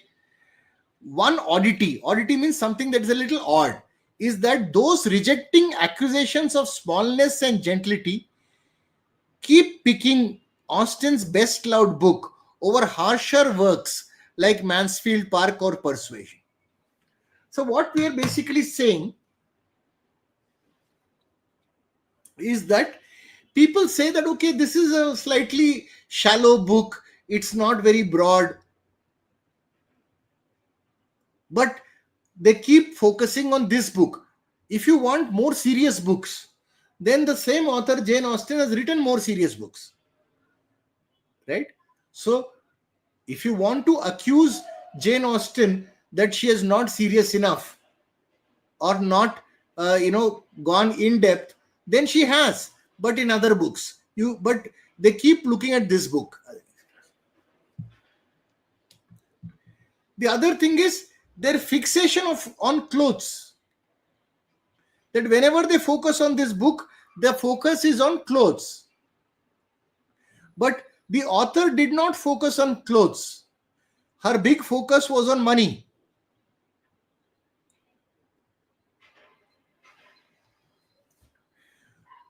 So what is the underlying message? The underlying message is distaste for the very people they are commissioned to attract. That means whenever these people are focused on Jane Austen's and the book's fans, right? So whenever they do some kind of a new version of Pride and Prejudice, they have to attract the fans, but they actually don't like the fans. It's a very odd kind of a thing, right? Distaste for the very people they are commissioned to attract.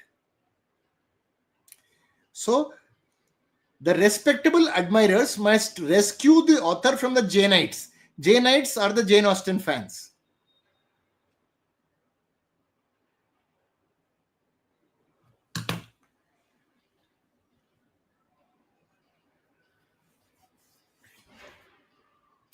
I think somewhere the undertone is the people who say that we are respectable critics, literary people, we understand the novel, they don't like the popularity of this novel.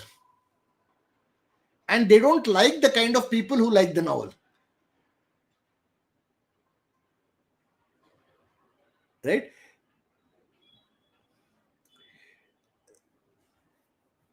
Even earlier days, we had the same thing.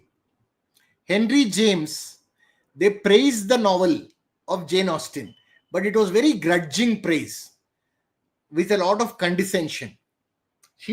Henry James, the author, used to look down about Jane Austen and her books. Mark Twain was more direct. Mark Twain said, I would like to dig her up. Dig whom up? Jane Austen. And then beat her on the skull with his own shin bone. That means basically Mark Twain was more directly critical. Henry James was indirectly critical. Like grudging praise with a lot of condescension. So what is the problem? The problem is the idea that Jane Austen's enduring popularity is evidence of something wrong than something right. People don't like the idea of popularity. They don't like the idea that she's read by too many women or the wrong kind of women. Okay, so it is not that elite class women are reading her book. A lot of ordinary people are reading. It is not the literary type people who are reading. A lot of ordinary people are reading and enjoying, and they don't like it. What did Jane Austen herself believe? She thought that this novel, Pride and Prejudice, is too light, bright, and sparkling. So it's a fun kind of a book. It's not a very serious or deep kind of a book. And you should read it along other works. That is the opinion of Jane Austen. Okay? But remember, human mistakes and folly, she is merciless in detecting. She is also very honest. Her books may have happy endings, but she does not spare the grim reality.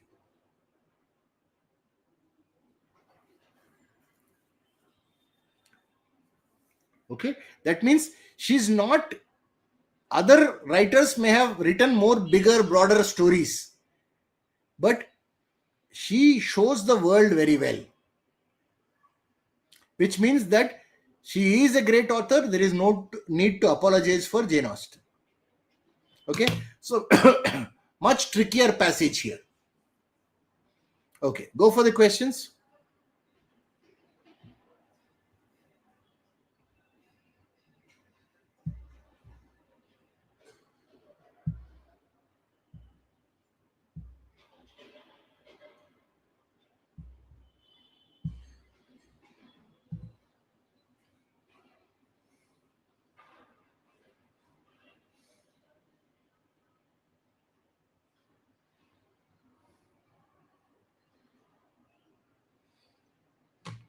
right? So one again is a specific question. Which of the following is an oddity? Where is the oddity given? One oddity is that those rejecting accusations of smallness and gentility keep picking Austen's best loved book over harsher works. The other is the fixation on clothes, right?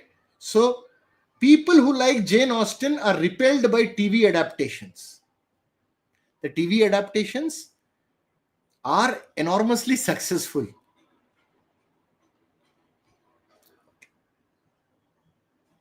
The filmmakers deliberately try to make the adaptation less bonnety. They are claiming that the novel is less bonnety. Anyway, that is not the oddity mentioned. So 1 and 4 are easy to eliminate. People who should not apologize for Austen continue to read Pride and Prejudice while neglecting her other more serious works like Persuasion. Right?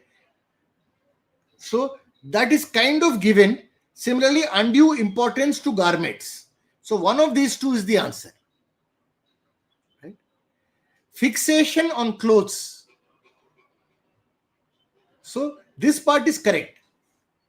Is 3 also correct? Let's take a look. It says those rejecting accusations of smallness and gentility. Are they the people who should not apologize? We don't know. And they are the ones who pick this book over other works. Right? But the first part we are not very sure. People who should not apologize for Austen. That is not the people that we are talking about. So there are some doubt on 3. There is no real doubt on 2. Therefore 2 is the better answer. 2 and 3 are connected to the paragraph. Therefore, you have to take a closer look. 1 and 4 are clearly not connected, so eliminate easily. Again, does it mean that everybody will get this correct? No. But I'm giving you that leeway, right? You need to get 2 out of 3 correct. At least. Right? So be okay. Sometimes answers will go wrong. For everybody it happens. It happens to me too. Should be okay. Idea is keep working on the probability. If you do elimination correct, it does not guarantee that you will get the answer correct, but it increases your probability. That's all I'm looking at.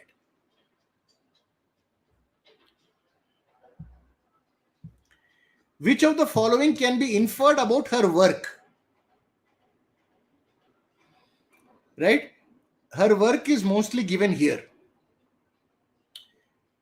Her heroines manage to find happiness despite their terrible choice. Her heroines often face grim choices. Grim choice means a difficult choice. Does it mean terrible choice? Not really. Okay, question mark. I'm not ruling it out. I'm not saying it's correct. Her work should be read together in order to be appreciated. Okay, that is what she says. Austen herself believed that Pride and Prejudice is too light and sparkly, but you should read it along with other works to do her more justice. That is opinion of Jane Austen. Again, can't rule it out, can't say it's correct. The endings of her work do not hide the bleak streak of reality. Okay? Her heroines often face grim choice, only lightly concealed by gallantry and happy endings. Okay? So clearly, she is honest. She shows reality. Other writers have shown much less of the world than we see on her little bit of ivory.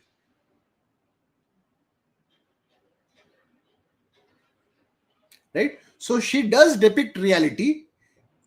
Even though there are happy endings, it does not mean that she avoids reality. Right? So 3 also looks correct.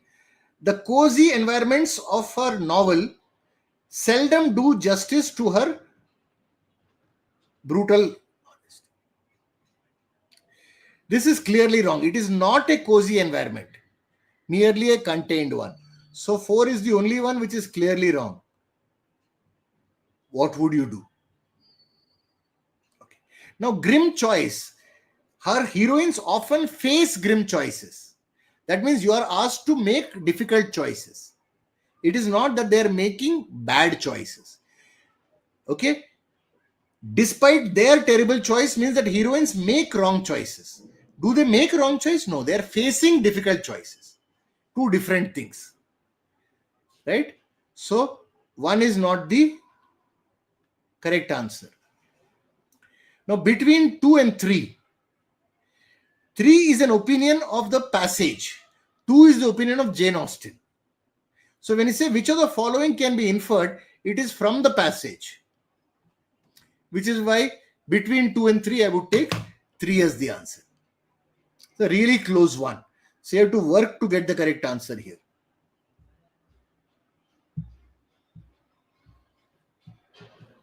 Which of the following can be inferred from the penultimate paragraph? Again, a close one. Penultimate paragraph is here. No one imagines that Shakespeare mints or Gnomeo and Juliet movie tells us anything useful about the bard.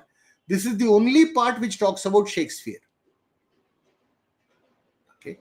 Movies on Shakespeare failed to capture the message intended by the writer.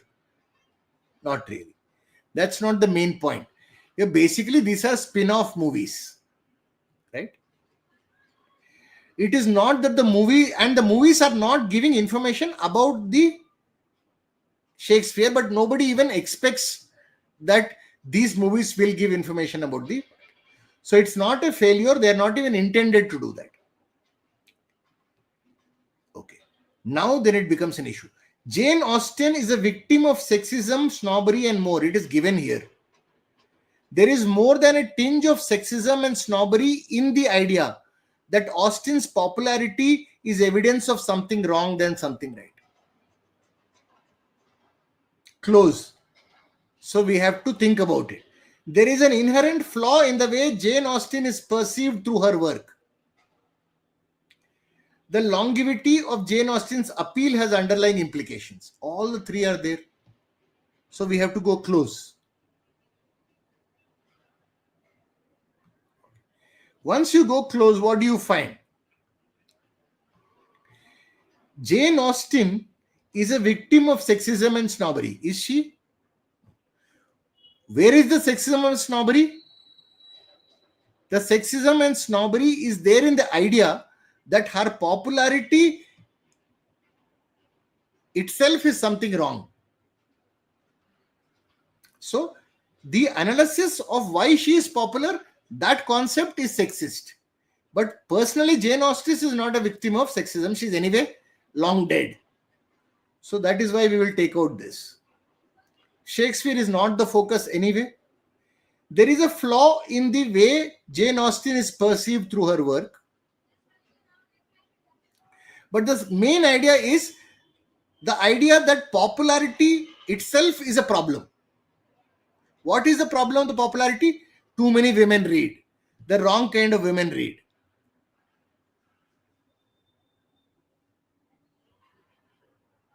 Right? That enduring popularity is the main problem. That is the longevity of Jane Austen's appeal. So between 3 and 4, close call, I will take 4.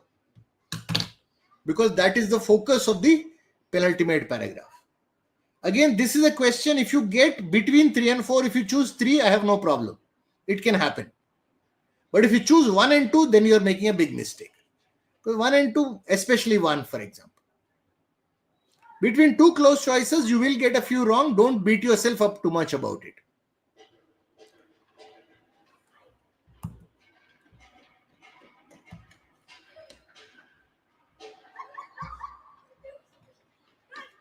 Four is more straightforward. What really is the difference between Henry James?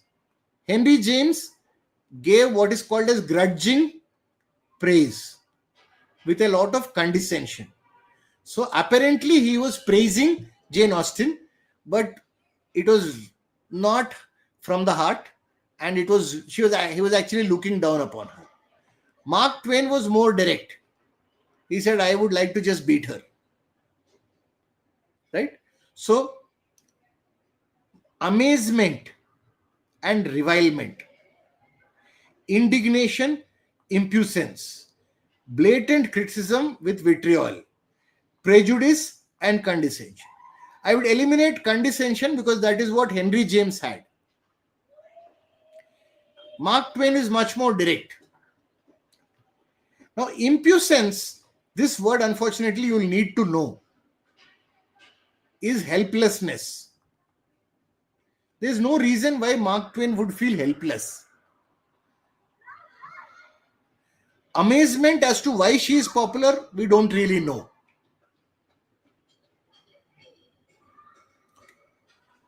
Revilement again means disgust. Okay? Disgust again, there is no reason why he should be disgusted. So we'd eliminate this. Blatant means direct criticism. And harsh criticism. Vitriol means harsh. So 3 is a better option than.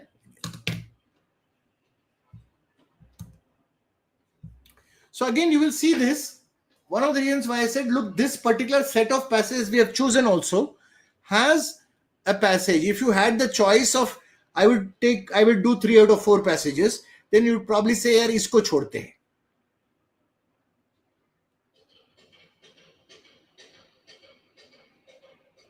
Make sense? Okay. Okay, let's see. Grim reality farced by happy endings. No. What he's saying that her heroines often face grim realities. It's not farce. Okay? So the heroines face grim choices, only lightly concede by the gallantry and happy endings. So the gallantry and happy ending does not overshadow the grim choices.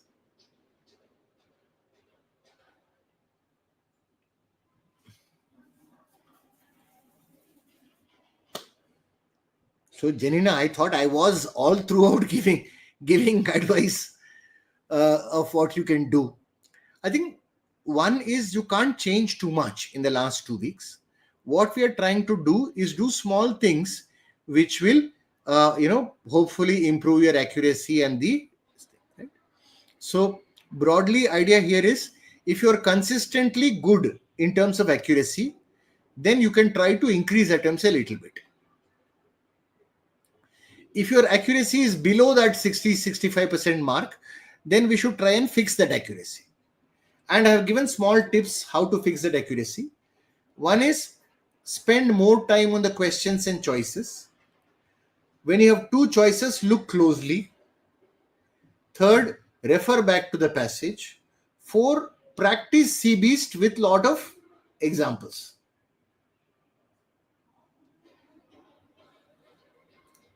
Bard is a common name for Shakespeare, the Bard of Avon. Very good, Ayush. If you have the choice, this passage could be left out.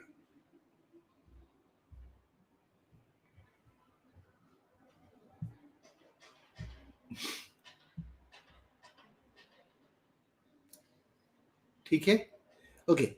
So what we'll do now, we have phase 2 to start. Phase 2 basically is the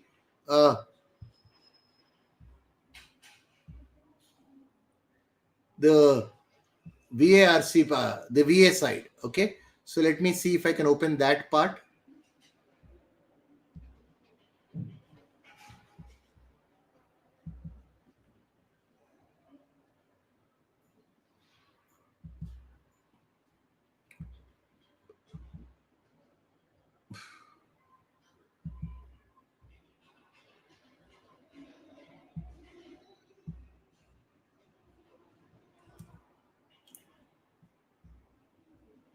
Okay, has it changed? No, not changing. 1 second. Let me. 1 second.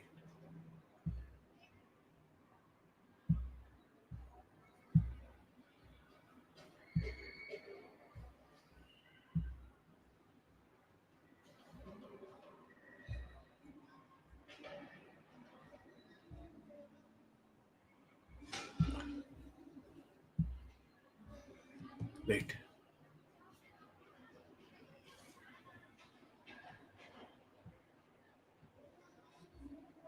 Yeah. I hope you can see. Okay. So before we start, uh, yeah, what I can do is let's take a short break, 3-4 minutes. See if you can download and solve some of these questions. It helps. Is that okay?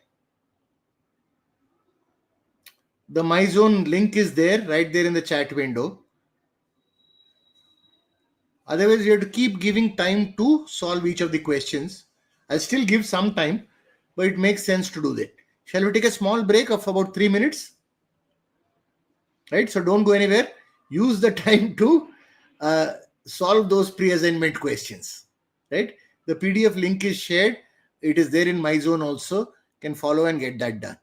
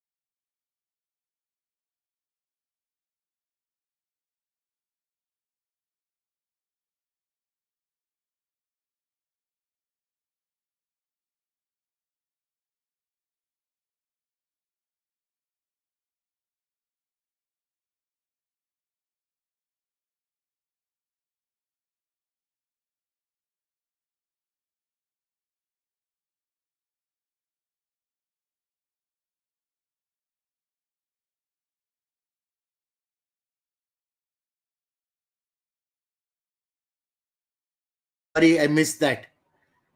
Okay, let me see if I can quickly review the points. I was on mute, sorry. Right? So I said a paragraph has a key central idea. Normally the idea is introduced, then it goes into details or explanation. Evidence can be given to support the idea. Examples and analogies can be given to help us understand the idea. Out of it, the central idea is more important. The key evidence which supports the idea is important. Details are less important. Examples are not important. Analogies are not important. So while eliminating choices, something that contradicts is the easiest to eliminate. Something that introduces things which are not there in the passage, again easy to eliminate. Something that is in line with the passage but takes it to a far-fetched level or more extreme can be eliminated. Something that includes less important things, unnecessary things like examples, can be eliminated. And something that misses a key element of the question can be eliminated. Okay, does it make sense?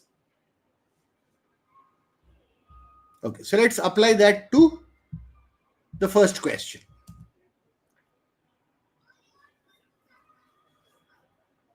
Now you can see the question, all of you. My fault, I missed out on the mute part. I forgot that part.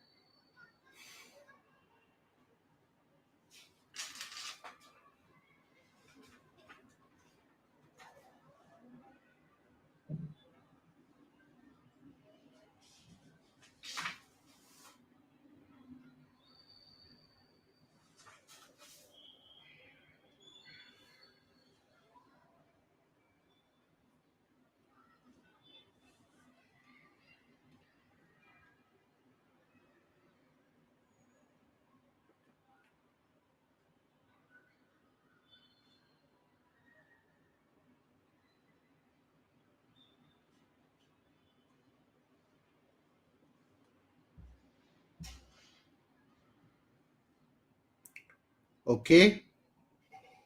Any more answers?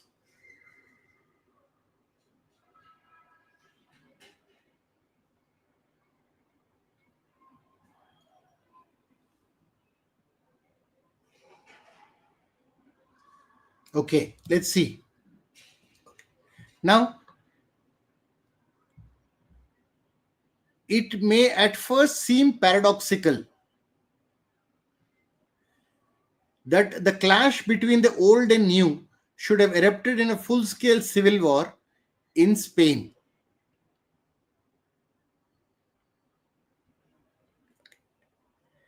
Okay, so that is the start. People don't understand. If there is a clash between old and new, why did it erupt in a full-scale civil war, especially in Spain, which is relatively backwater? That means it is not a place which is, the forefront of change. So why did the civil war happen there? We are trying to go into the reasons of civil war. So first he said that some of the factors were external to Spain. Second, some of the causes that the Spanish people say these are the causes, but these causes actually were produced by the war itself. And they did not exist prior to the war. Ideally, a cause should have existed before the war, which is why it caused the war. But we are confusing the factors which were created by the war as the causes. Okay, that is the main point. What would you eliminate first?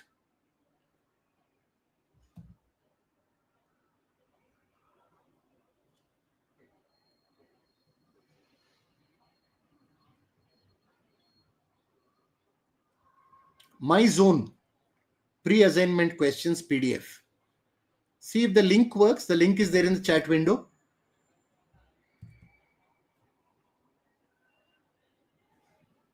Right. Now, if you look at it, 1. The Spanish Civil War was the result of domestic issues. What does the passage say? At least some of the factors were external to to the Spanish arena. So 1 is wrong, and not, it is wrong because it's a contradiction to the passage. So let's start by eliminating. The Spanish Civil War caused more problems after it was over. This is out of scope, right? Why? Because the paragraph is focusing on what happened after the war. The paragraph itself focuses on what caused the war. Why did the war happen? Right? So that eliminates 3. The Spanish Civil War was paradoxal as the demography of Spain didn't support the eruption of full-scale war. Demography is again external or out of scope, not really mentioned anywhere. So between 2 and 4, we'll go to 2. 2 is not a great option, but it talks that there were multiple issues and some of them might appear paradoxical.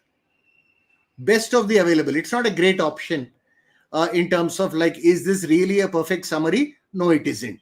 But we have eliminated 1 and 3, and between 2 and 4, we are talking about something like demography of Spain, which is not really mentioned.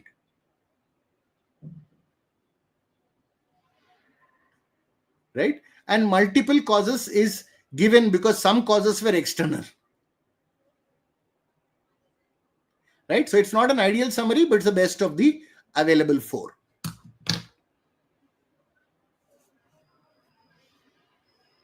Makes sense? Shall we go to the next one? Any doubts here?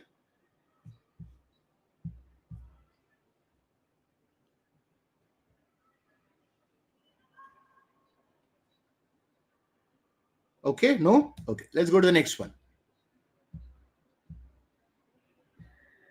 Okay, interesting option.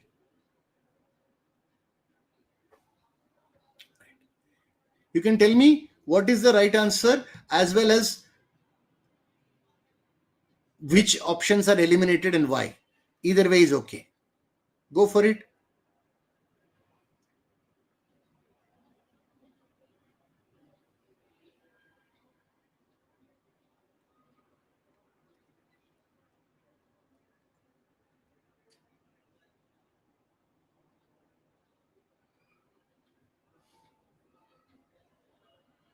Okay. Ishita is going for 4. What about others? Pallavi going for 2nd. Okay.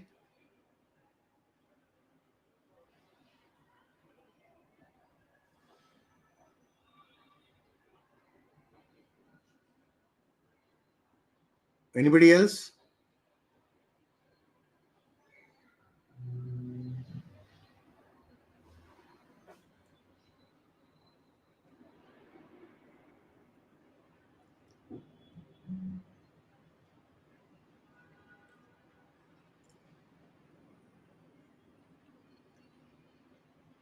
Four again. Okay.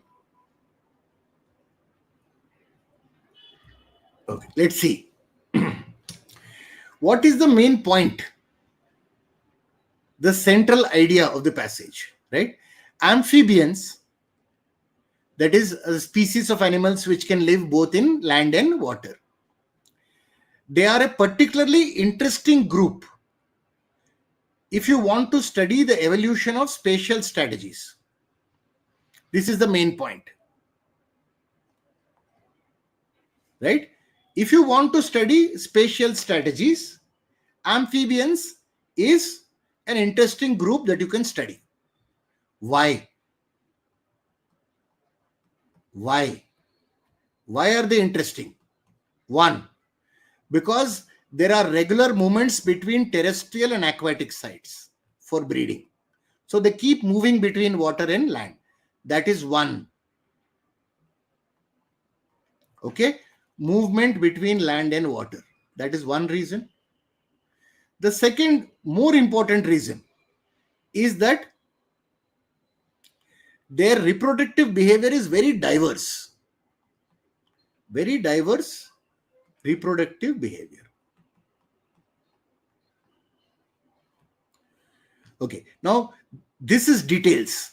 Their breeding behavior ranges from explosive breeding, where thousands of individuals gather for few days in large permanent prawns, to prolonged breeding in small scattered ephemeral pools with intensive parental care. This entire part is explanation of diverse reproductive behavior. Because of these two reasons, the spatial and learning strategies would also be diverse. But they have not been studied.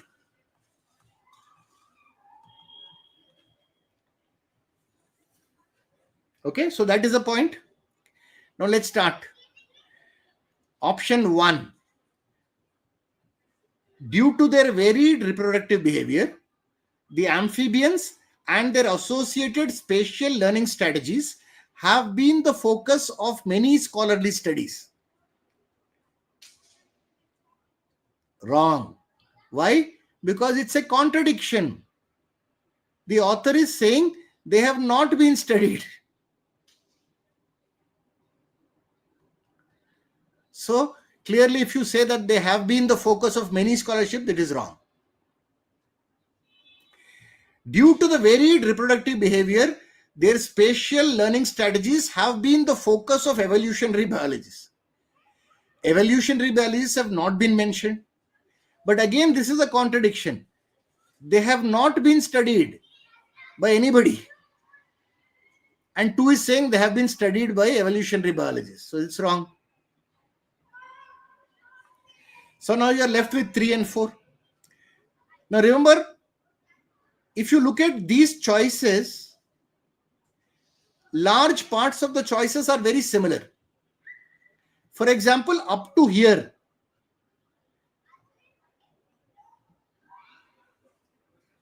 is exactly the same in all the 4 choices.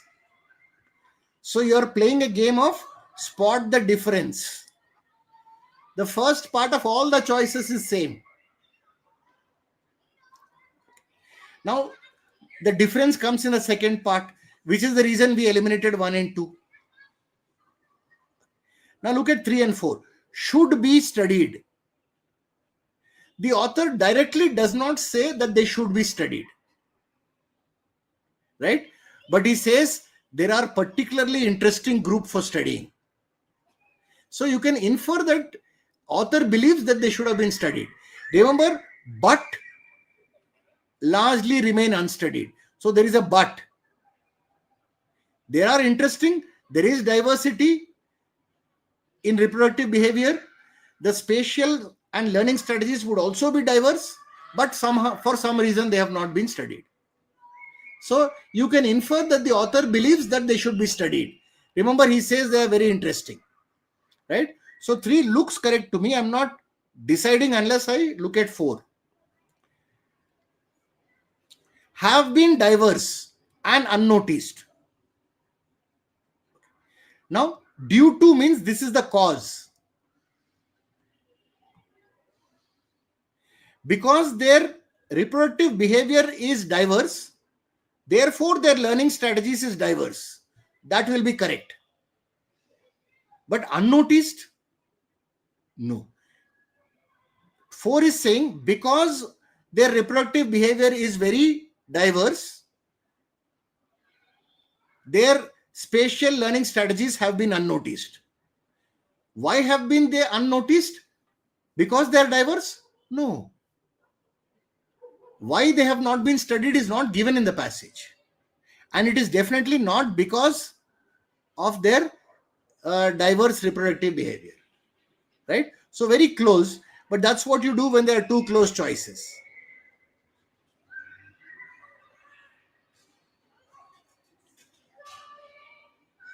Right? So the Unnoticed is not because of the diversity in reproductive behavior. We don't know why they are unnoticed, and we can infer that author believes that they should be studied because he says they are particularly interesting and their learning strategies, their spatial strategies would be diverse. So he's given reasons why they should be studied, which is why 3 is a good answer. Right? Does it make sense? I think most of you got it wrong. Penultimate would mean, second last.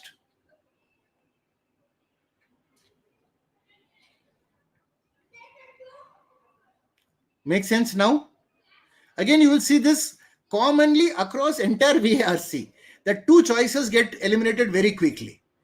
Other 2, you have to be very close. Now, largely means, very little study has happened. It doesn't mean zero study happened. The number of studies are limited.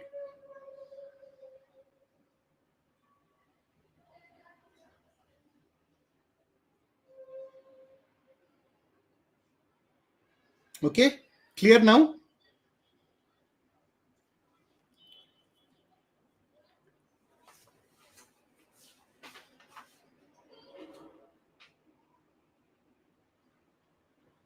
Okay, we'll not do all the questions. We'll pick and choose right questions so that there is more learning for all of us also. So I'll skip question 3, question 4. Let me go to question 5. Interesting question.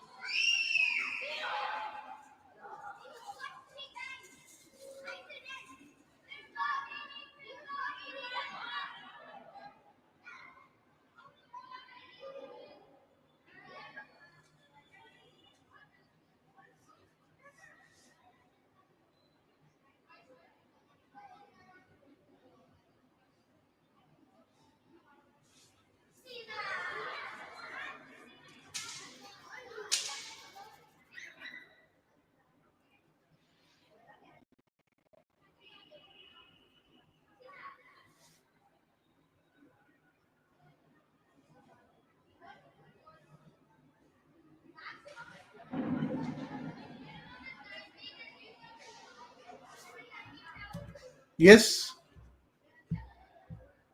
Just check, is the answer key they also uploaded there? If it's not uploaded, I'll speak to the concerned people and see if we can get it. Okay.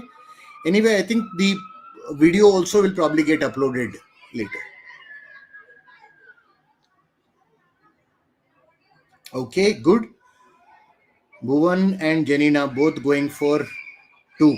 Okay. Yes, Ishita, I've noted that. I'll speak to the people if they can upload and ask them to upload.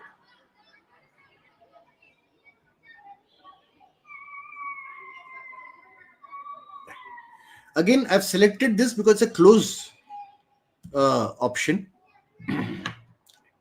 So, again, led by Jonas R. Kunst, a fellow at the Oslo University of Psychology. He is the leader of the researchers. Okay. Now, have found that descriptive terms such as beef and pork created emotional distance between consumers and animals that they were preparing to eat. By alienating the animal through euphemism, these less representative terms make it much easier for consumers to eat meat. By contrast, the terms cow and pig, which are direct references to the living animal, brought the consumer closer to reality this lessened the desire to eat meat. So broadly, if you are looking at it, what you're saying is when people look at food as beef and pork, it doesn't give you an idea of a living animal. But when you say cow or pig, it brings to mind a living animal, right? So you can get emotionally connected to a living animal like cow and pig. You can't be emotionally, there is no great connect between beef and pork, which is, terms for food. They are not terms for the actual animals. So if you use terms like this, it's easier to eat meat. Here it is more difficult to use. That is what the researchers have found. Now, so all four are at least partially correct, right? So we have to go very close. Okay. If you look at one, what is wrong? It says Jonas R. Kunst found that he is actually a leader of a group of researchers. It's not only one person. Second, more importantly, it doesn't talk about the purpose, which is the eating part. It just says it created distance or brought them closer. Right? It is correct that using terms like beef and pork creates distance. Calling them cow and pig makes it closer. But what is the impact? The impact is easier to eat if there is distance, less likely to eat if there is closer. That part is not there. So which is why we will eliminate one. Here, alienation an animal using representative animals makes it easier to consume. A direct reference weakened desire. So this is good. All the core points are there. So I'll put a small tick. Still not the correct. Led by Jonas R. Kunst, Oslo University Institute of Psychology, researchers found descriptive terms make people distance themselves from the animals they wanted to eat. Terms like cow and pig had the opposite effect. Okay. Now, 2-3 small things here. There is nothing fundamentally wrong with 3. One is the full name of the leader of the team. Is it really important? Similarly, is the university name so important? Okay. So in a way, this is an example of probably unnecessary things being added to the summary. So we'll clearly see between 2 and 3, 2 is much more concise. Why is 3 not concise? Because you have put things which are probably not required. Right? Second is people distance themselves. So it kind of tells you that people are doing it deliberately. Knowingly, they are saying, I will not call it cow, I will call it beef. Because I want to distance myself so that I can eat it. Right? That may not be necessarily true. It is that whenever such terms like beef and pork are using it, they find it easier to eat. When you use direct terms like cow and pig, but are they deliberately doing it because it will make it easier to eat? We don't know. So that are the reasons why we'll eliminate 3. Using euphemisms, according to Jonas R. Kunst. Again, we are using Oslo University and Jonas. And we are missing that it's a team of researchers. In fact, the whole idea of research itself is not there. So it is almost like an opinion of this person, not finding of research.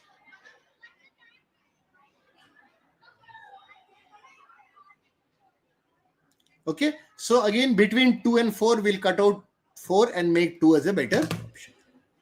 Right? Again, very close.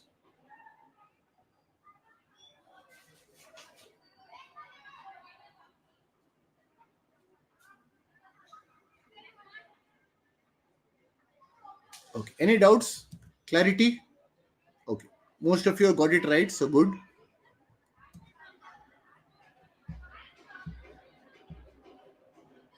Okay. Let's look at this.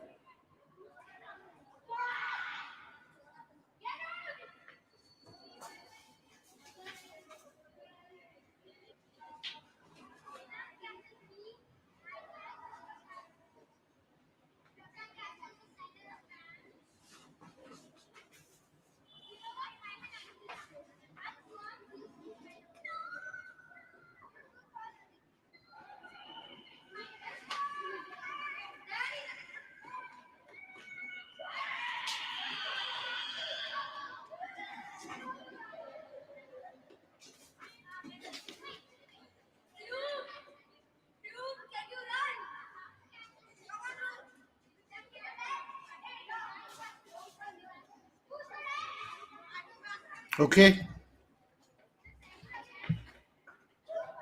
Yes. Anything for this question?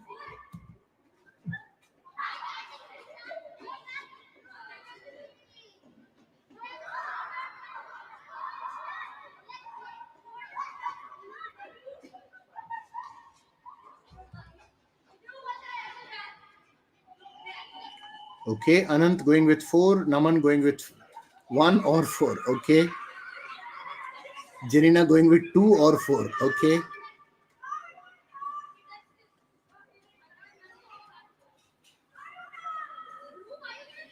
So, Naman, Janina, if you are looking at two choices, look closely at those two and try to see what's the difference. Okay. Shreyan and Aman going with 4. Okay.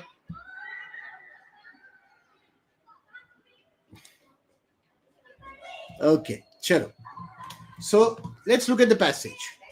If you look at the passage, Claude Monet, he's a painter. Okay. And this is the painting, Sunrise. Why is this painting important? Because the name Impressionist painting came from this painting. Why did it come? Because the critic accused it of being a sketch or impression, not a finished painting. It demonstrated the techniques that many independent artists adopted: short, broken brushstrokes that barely convey forms, pure, unblended colors, emphasis on the effect of light. Too much detail here. These details are not important. It is a style of painting, right? And it resembles an impression or a sketch compared to what before that was called finished paintings, right? And it gives the impression of spontaneity and effortlessness. And an example is Alfred Sisley's painting of 1870.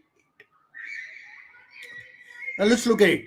Alfred Sisley's 1878 work set the tone for the evolution of Impressionism. Is this correct? The name came in 1874 with the first painting done by Claude Monet. So 1878 work of Sisley is an example of Impressionism, but did it set the stone for evolution? No, the evolution started 4 years earlier. Right? So question mark, probably not the correct answer. Impressionism started as a rebellion. Rebellion, where is it given?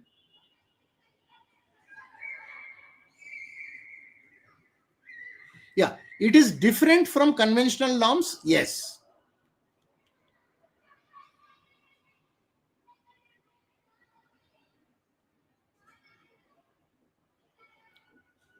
Right? The rebellion part is my question mark here. Though Monet's work was not accepted in the beginning, how do we know that? One critic had a problem with it. But can we say that Monet's work was not accepted in the beginning? Doubtful. Now, but if you look at what is the central idea of this passage, what does the passage really talk about? Impressionism. Why is it called Impressionism? Why the name? And what are the features of this type of painting? That is what is mainly covered.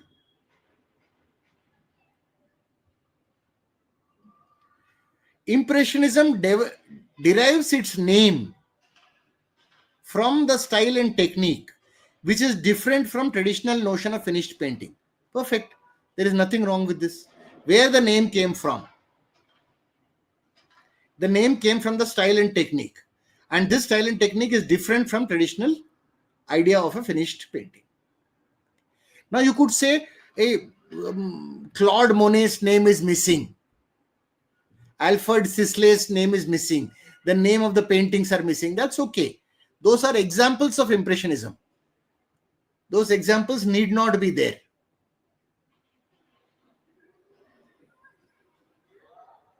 Okay, which is why 4.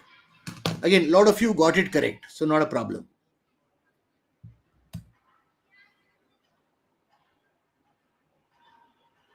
Disturbance in the background. I have a window that cannot be closed and kids playing outside. So, yeah.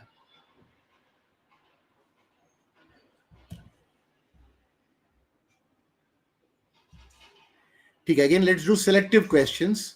Yeah, let's try this. This is a fairly straightforward question. You should get it.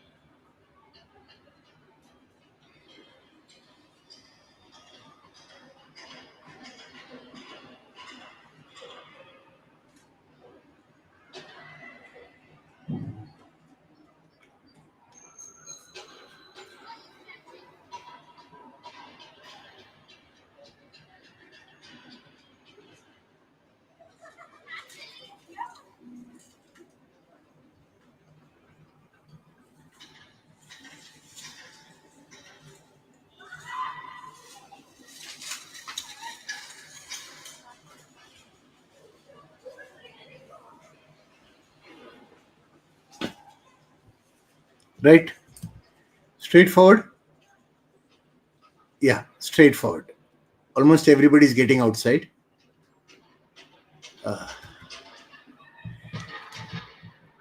Yeah, so basic idea here, it says that we take a question like whether Christianity is true. Okay, this is a question. Now, this question can be looked at 2 ways. One is a theoretical or philosophical question, which is an academic thing. That's the first way of looking at the question. The second way of looking at a question is that it becomes personal to you. See, an academic question, whether the answer is yes or no, it doesn't affect you. Right? But when it becomes personal, then it becomes a life and death question. Then you cannot deal it as purely academic question. Right? And therefore, it cannot be dealt with purely as an academic question. It is a matter of faith. That is what the passage is saying. Right? So, something like 4, clearly extreme. Right? Eliminated. Can never be true. There is no scientific method. We are not saying there is no scientific method. It's saying that that is not the only way to look at it. And especially for a person whose life depends on it, he will not look at it in a scientific manner. A man in the face of imminent calamity naturally becomes religious, complete out of scope. It does not say that if I face danger to my life, then I become religious. That's a complete out of scope idea, alien. Now, between 1 and 3 can only be understood via faith is extreme and incomplete. Passage is not saying that you cannot understand religion without faith, but for some people who is trying to, for whom it is personal, it becomes a life and death. For a person who doesn't believe in God, he can look at it academically. Right? So that leaves 3 as an answer. So it can be approached via faith without looking at philosophy and academic, but it can also be done academically. But for a person, it depends on the person. For you, it's a life and death. It's about how you live your life, how you understand yourself. Then you have to go through faith. Okay. What next? We'll do 1 or 2 more and then we have to also look at odd one out. Fairly straightforward. Okay, fairly straightforward. Okay, this also is fairly straightforward. Look at this.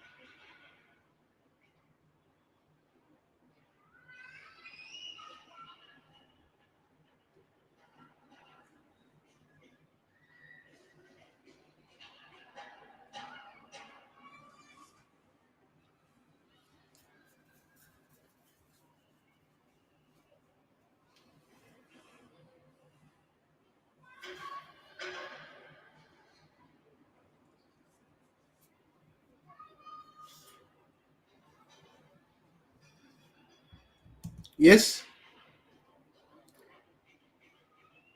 1 according to Ishita Naman and 4 according to Janina. Okay. Any more?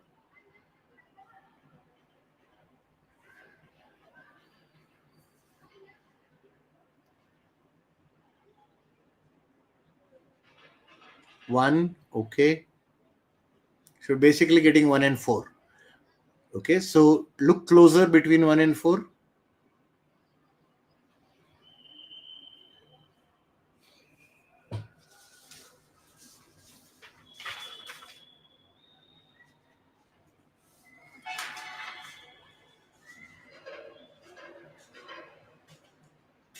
Okay. Okay. Let's take a look. So there is a question. What is the question is identity politics, decadent narcissism. What is narcissism? Self-obsession. Right? You are obsessed with oneself. Based on the Greek character of Narcissus, who fell in love with his own reflection in a pond. Okay, so that is where the basis. So it is completely being obsessed with yourself. So McEwan is commenting on this. It says that it does feel that identity politics has become narcissistic, especially in the universities. Why? Because these children have grown up in an era of peace and plenty. They have never had to worry much. So they think that campus politics is all about you, your identity, etc. Not about the big issues about the world.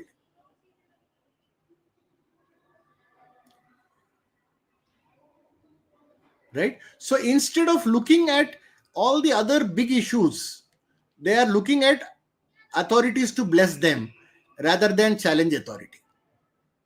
So main point here is identity politics is becoming narcissistic or self-obsessed, not focusing on big issues. They are focusing on themselves. That is what narcissism is. And there should be a willingness to challenge authority. Now look at this. Identity politics. It is there, important, in the context of youth. Obsession with oneself. Substitutes attention. The same attention that you give to yourself, all about you, should focus on more important issues, even if it requires going against authority. So a good option, covers everything. What about second one? You should spend more time addressing income inequality, nuclear weapons, etc. Now, the only problem is this is a bit detailed. These are examples of important issues. So writing important issues is actually better than trying to list out everything else. Right? So examples ideally. And oppose seniors. Seniors is not equivalent to authority. So 2 is eliminated. Identity politics should ideally not be full of narcissism. Now this is about ideally what it should be. But currently it is narcissistic. That is what McEwen is saying. And that part is missing. And actively seek to challenge authority. Challenging authority is not the main point. Focusing on the big issues. That is missing. By focusing on the big issues, if it required, you challenge authority. But the main point is not to challenge authority. Okay. The big issues like income inequality, etc. Again, listing a lot of examples which probably need not be mentioned. Should be dealt more seriously instead of wishing for authorities to bless them. Right? The missing the point is focus on the self. That part is missing, which is important because narcissism is the key part here. Right? So between 1 and 4, 1 is a better option because it covers everything.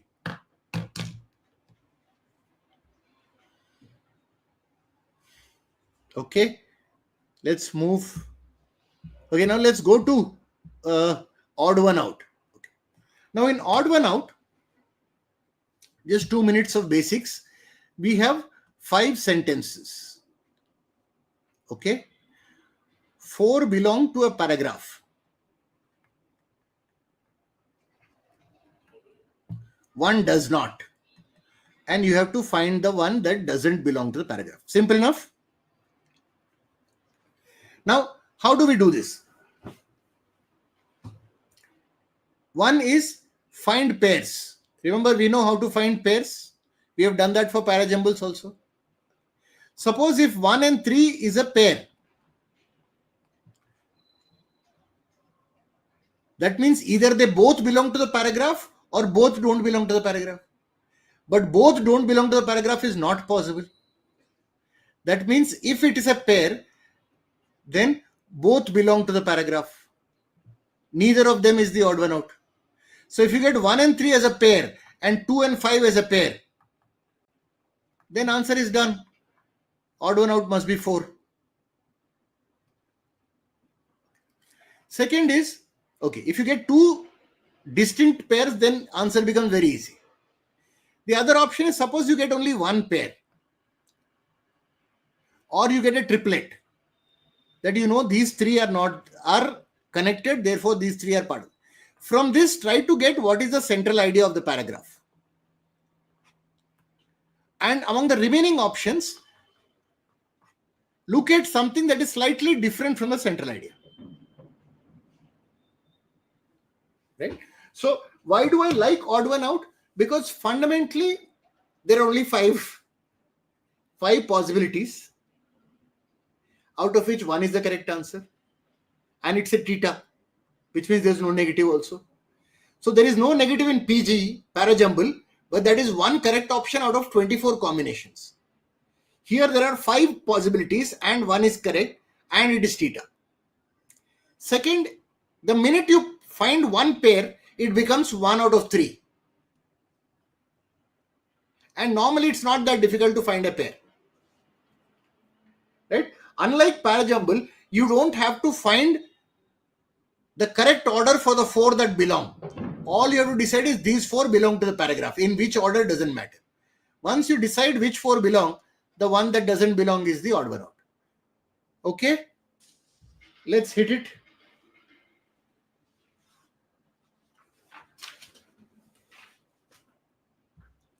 Start with a reasonably easy one.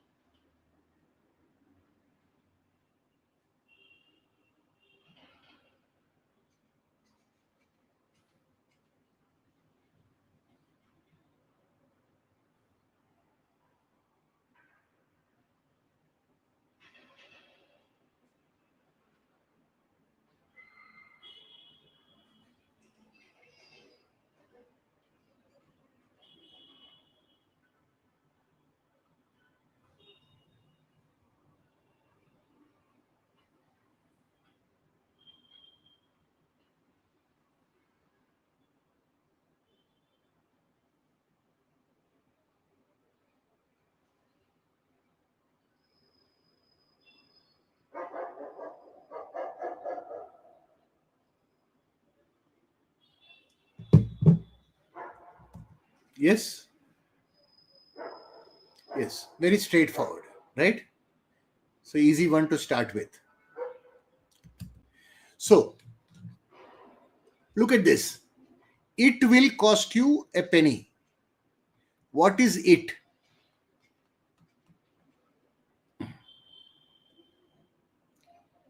Okay?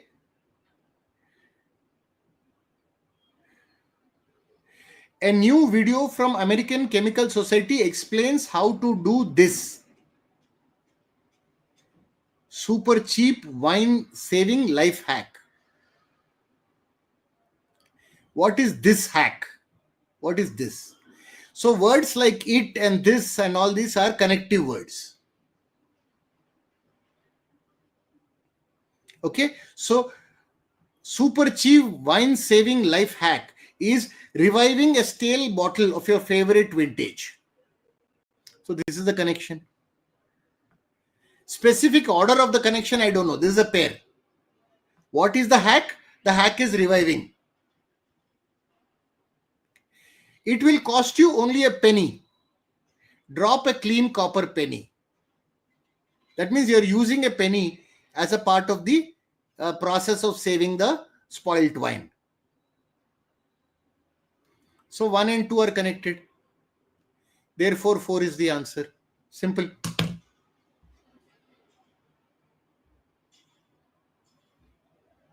Okay. Another one which is reasonably straightforward.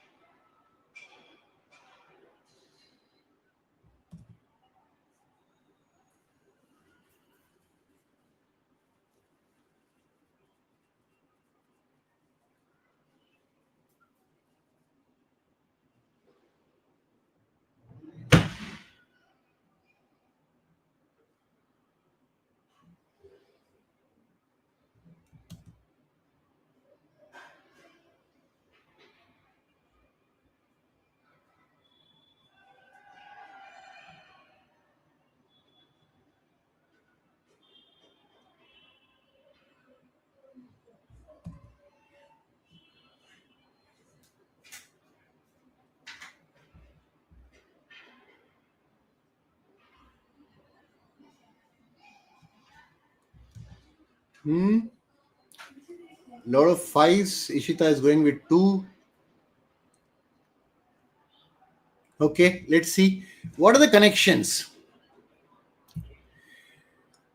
As NASA continues to work towards sending humans on Mars, people who prefer to view the red planet from the comfort of their homes are in luck. Why are they in luck? Because there is an 8-minute time lapse video of Mars opportunity. So that's the connection between 1 and. If you want to sit in your home and watch Mars, then there is a video. Then from January 2004 to 15, the exploration rover roamed 26.2 miles. Pretty good for a rover that was designed only for a 90-day life expectancy. It was designed for 90 days. It actually worked for more than a year, which means 3 and 5 are connected. Okay. Now, what about 2? Opportunity is there. Opportunity is there. So opportunity is probably the name of the rover. But really speaking, the paragraph is not about the smart software.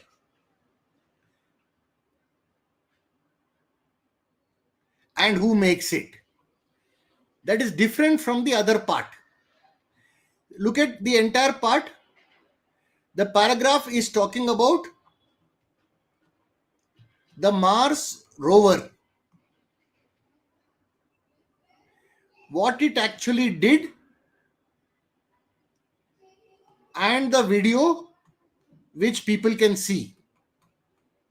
The video is of Mars rover and it's basically the journey it did. So it's all connected. What is not connected is the software which operates inside the rover. Get it?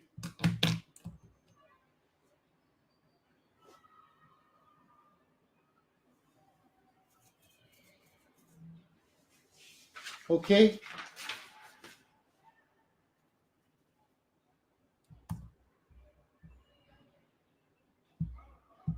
19.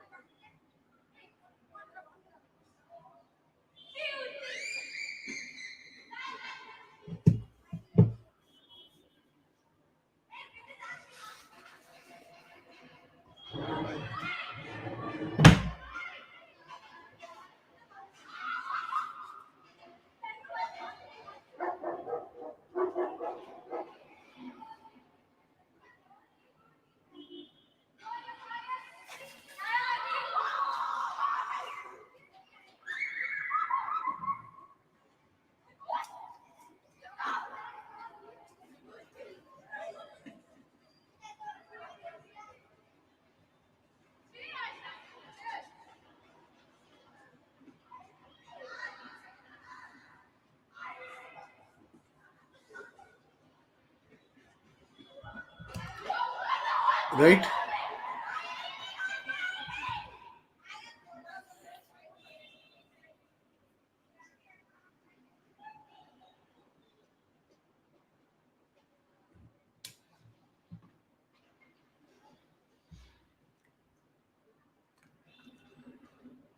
Which one?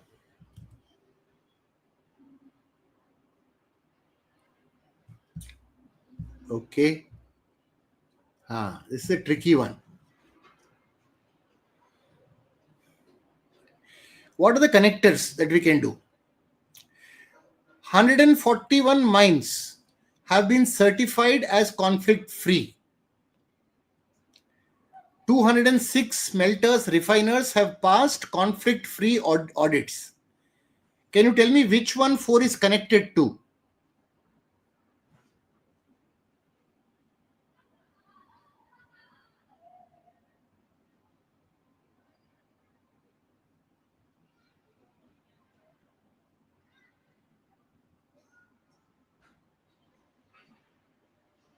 Okay.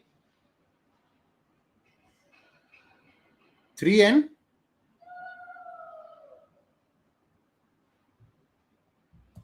okay. So again 1. 70% of the tin, tantalum, tungsten mines across several provinces are no longer controlled by armed actors. That means there is no conflict.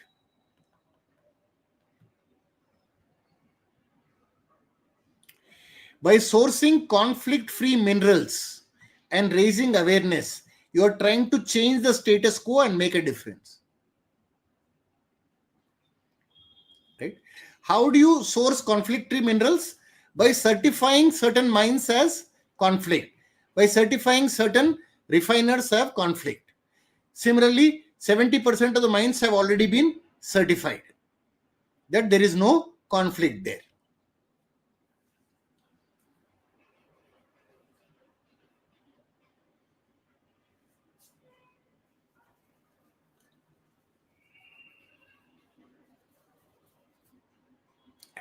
So now it is really a choice between 2 or 5. And I can understand a lot of you are going with 2 because it looks more connected.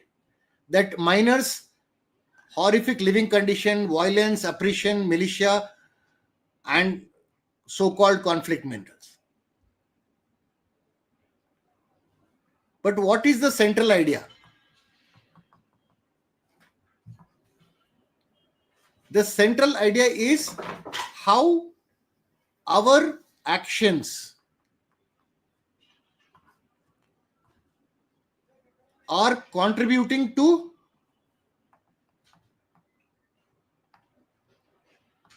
conflict minerals and the conditions of the miners.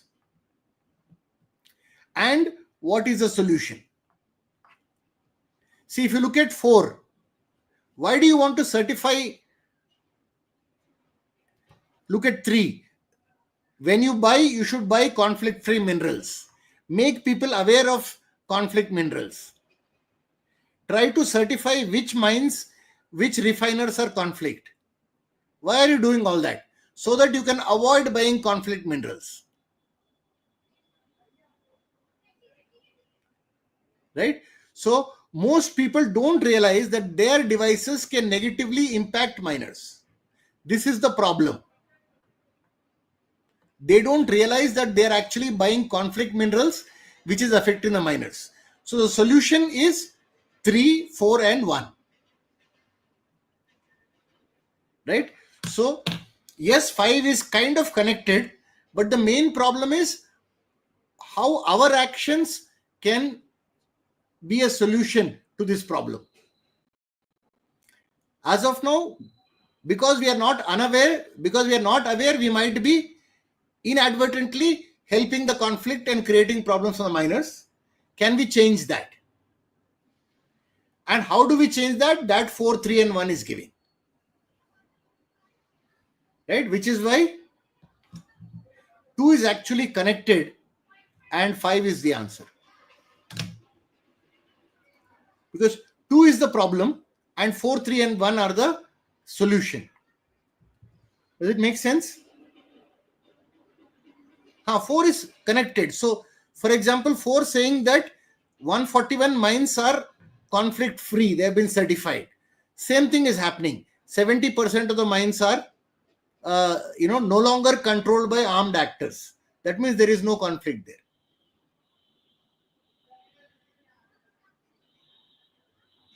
Right? Tough one. This was a tough one.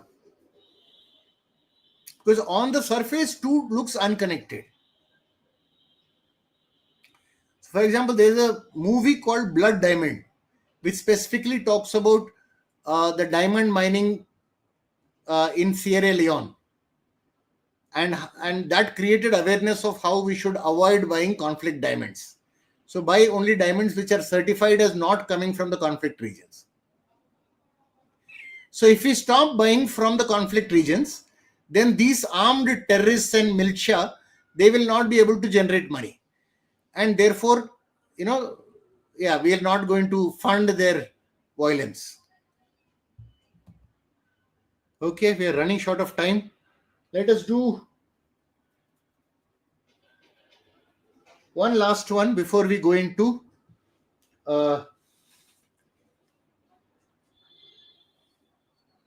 this one. And then we will go to Parajumbles and para completion.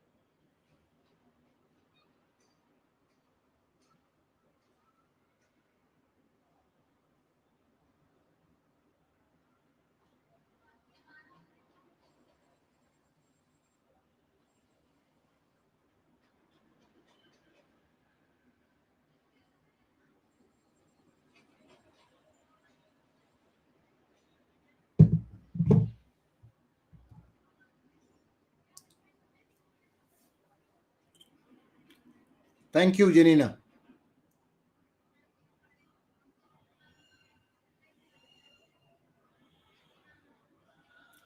There is something about IIM Calcutta and VRC, I think.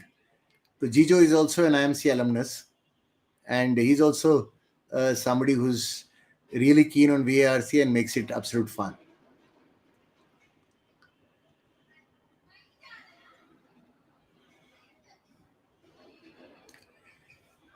Okay. So just before finalizing the answer, try to think of what is this passage about. Can you, if I have to summarize this passage in one sentence, what would it be?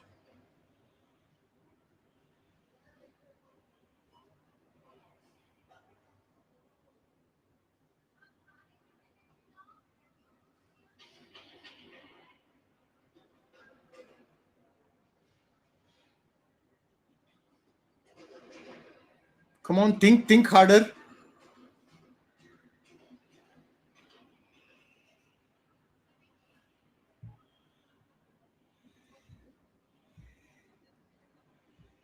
What about the fires in the forest?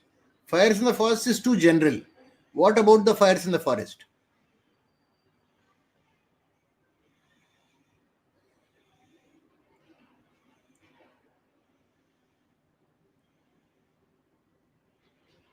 More specific.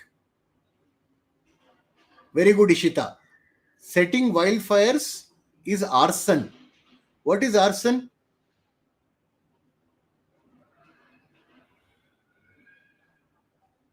Yes. The focus is the cause of the fire is not an accident but deliberate. Right? Only deliberate fires are called arson. Okay, let's look at the connections.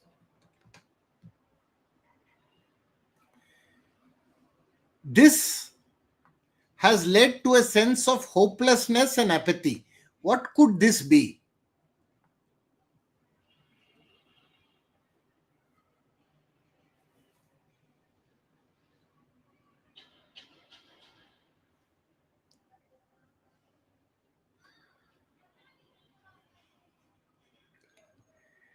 Okay, the other thing, it is not that the fires have become wilier, but most forest fires after 81 are not accidental. So 1 and 5, what are the connections?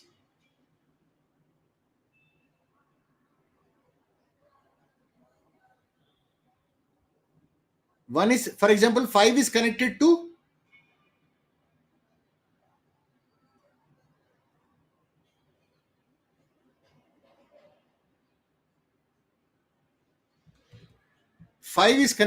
3.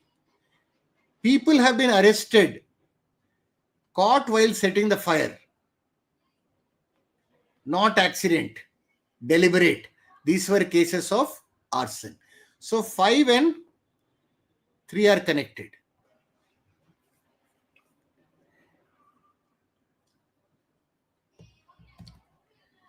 Okay, what is 1 connected to?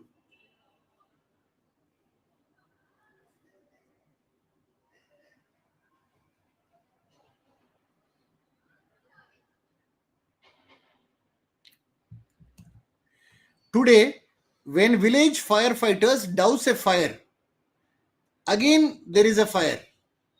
All the areas that you are saved will again get burnt. So what does this lead to? You stop a fire, it starts immediately again. Whatever you have saved again gets destroyed. So this leads to a sense of hopelessness and apathy.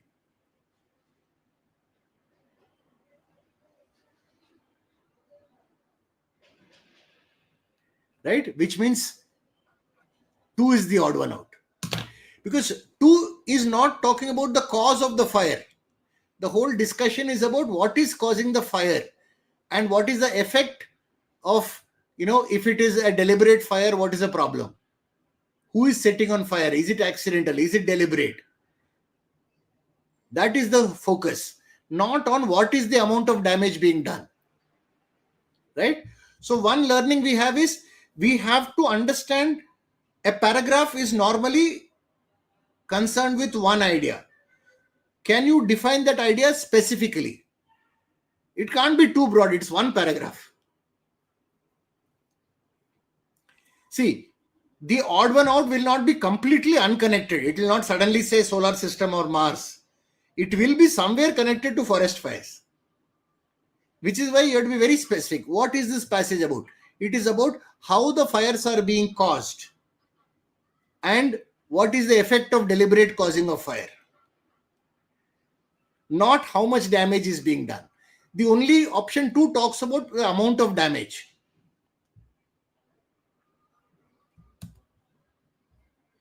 Okay, done. Hopefully there's some learning there. What I'll do is just give me a minute. I will upload the other PPT which has questions on Parajumbles.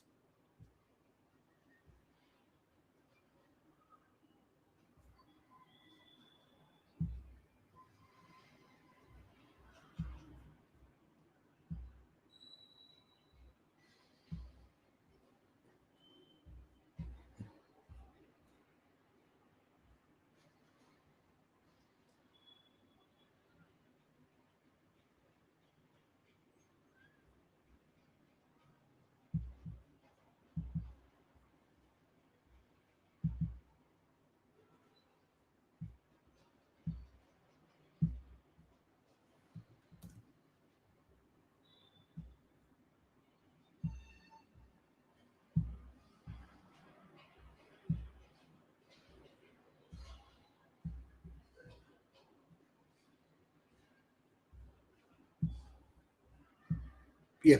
Can you see?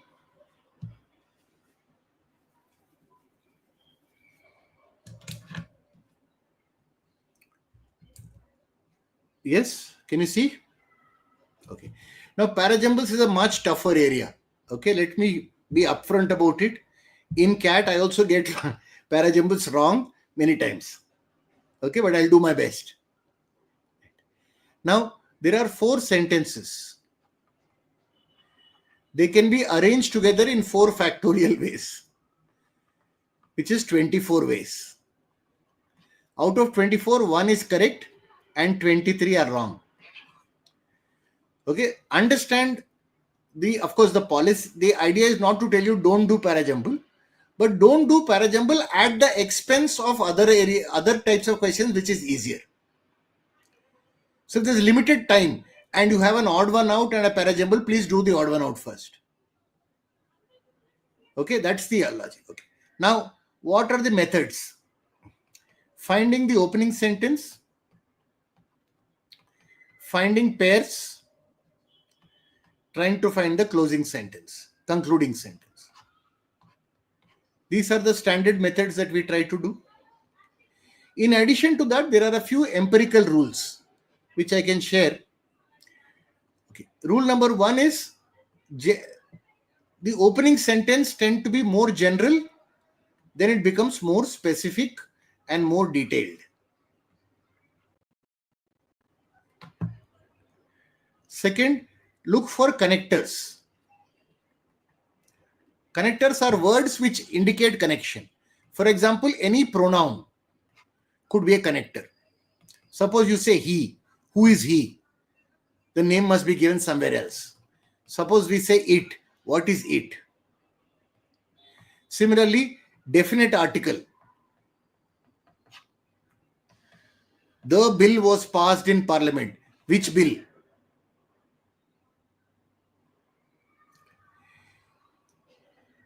You can have phrases like on the other hand.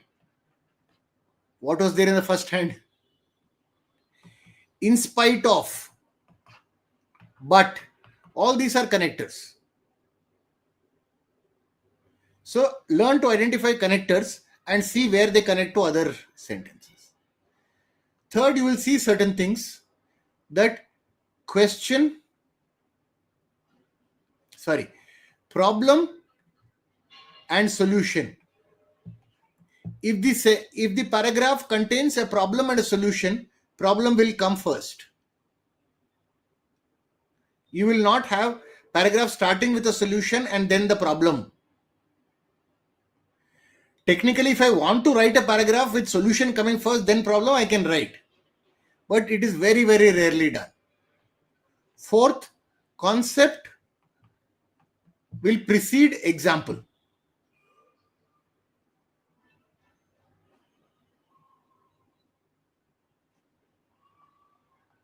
Right? If there is an example given in the sentences, you can ask, this is example of what? It will be example of some concept.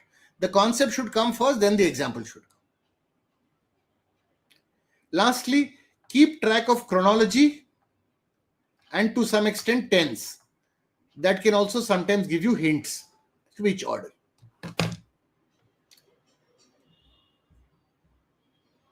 Okay. Okay, since we are doing relatively less number of questions, let's try to do some interesting questions. Let's try with this.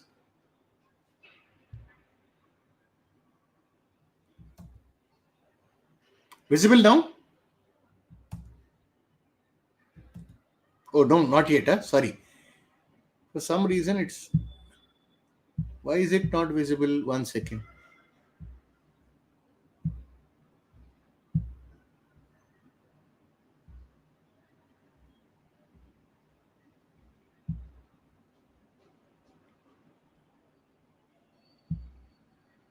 Yeah. Is it visible now? Shit, what is wrong here? Now?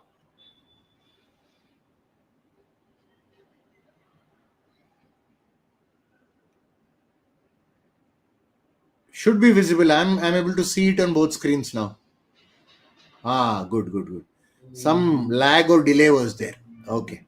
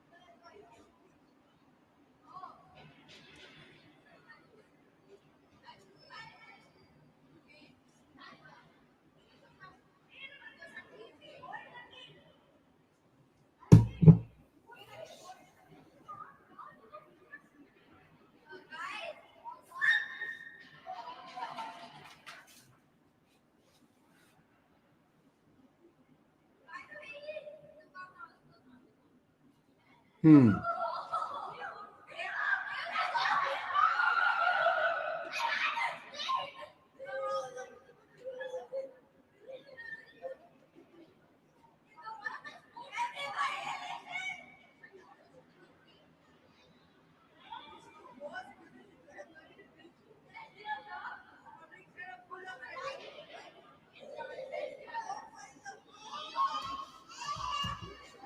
Okay,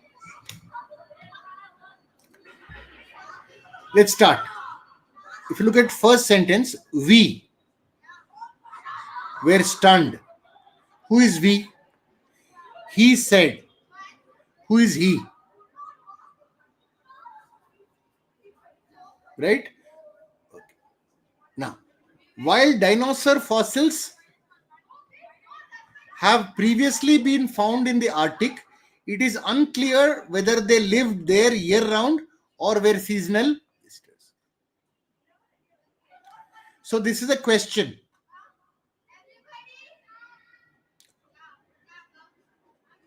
Professor Gregory Erickson, paleobiologist, FSU, co-author of research, said the discovery. There is a definite article. He is referring to a specific discovery. Which discovery?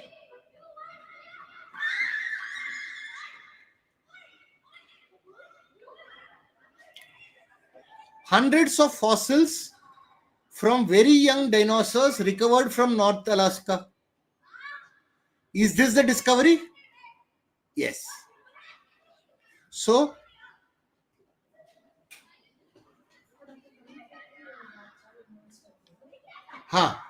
4 and 3 are connected.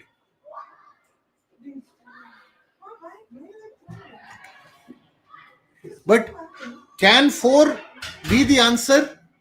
Can 4 be the starting point?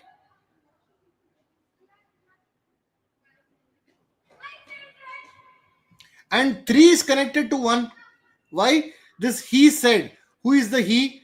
Gregory Erickson. Only person who can be the only name which is given. Now, only question is, where is 2?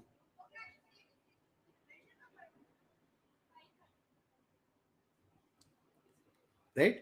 So, now experts say that because of this discovery, you can conclude that creatures reproduced in the region, suggesting that it was a permanent home.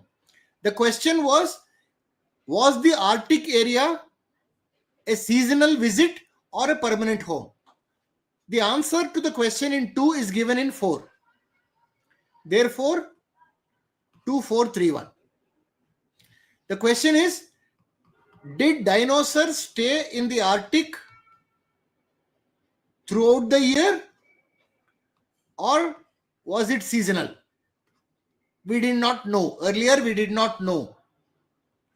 But now what happened? We have found fossils of very young dinosaurs.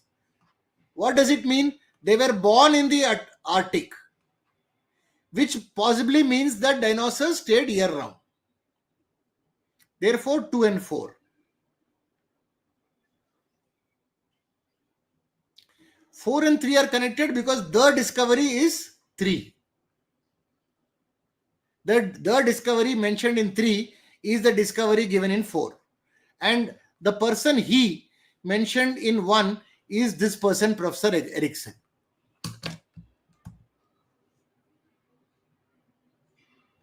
Make sense?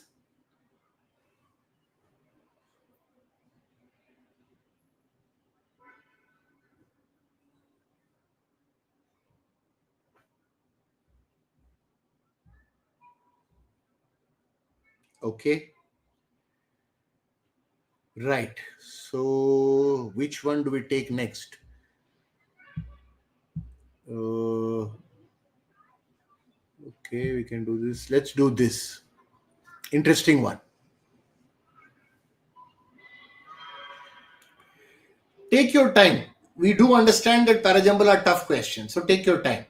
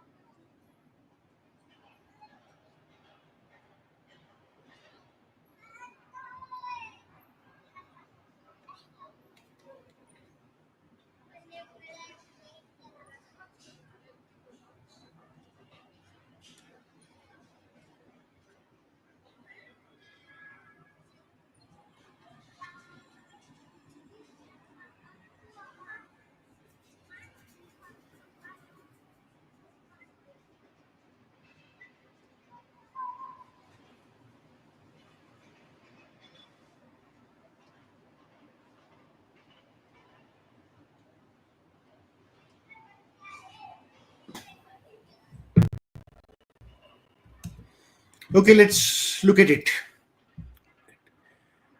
The tuna. Which tuna? Fair trade certified frozen tuna of Bumblebee Foods. Therefore, which order?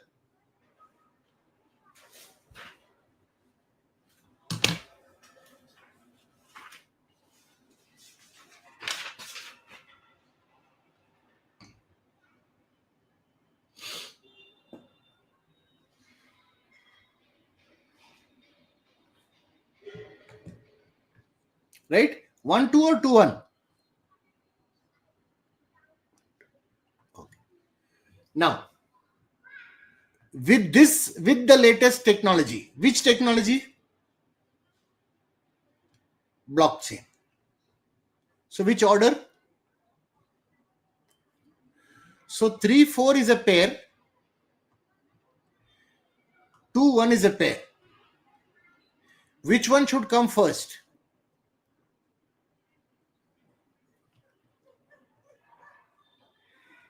3 4 is a concept, 2 1 is an example.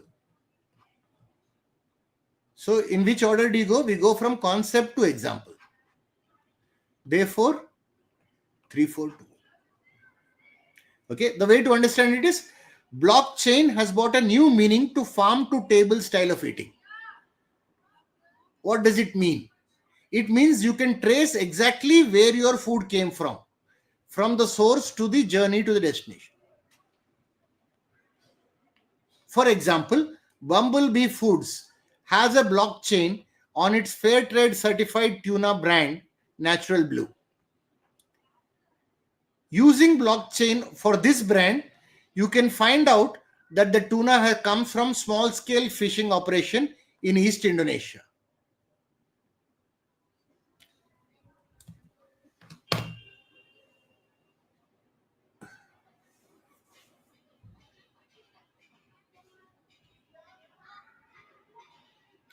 Yeah, good point. So Shivam is looking at, okay, 3 says blockchain and 2 says 2 is the example of Bumblebee Foods using blockchain. So why not connect 3 2? Okay, but then 2 1 is connected. 3 2 1 might work, but 4 won't work.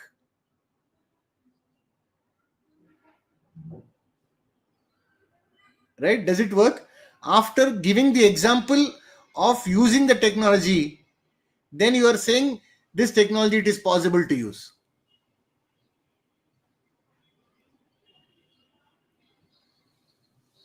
थोड़ा fight है ना?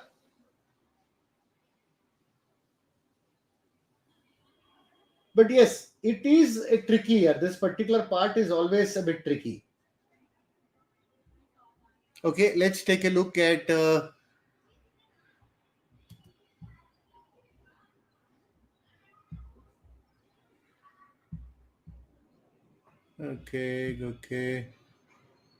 okay.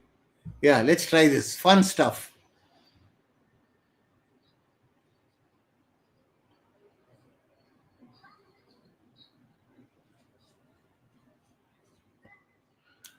Relatively easy. This is a narrative type, a story type.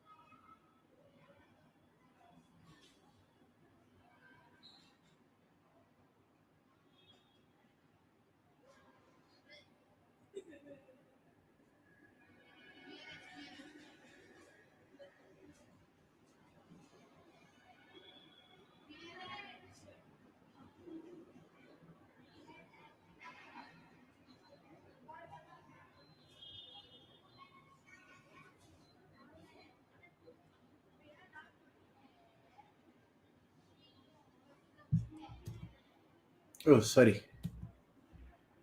Yeah.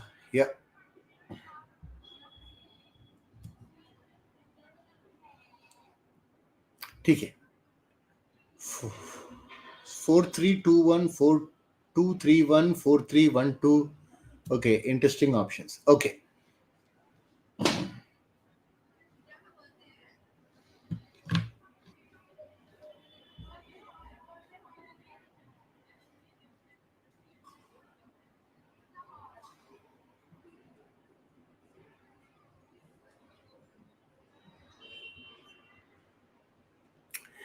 Right. Look at this. I swallowed the shampoo. I asked for a popular shampoo mixture.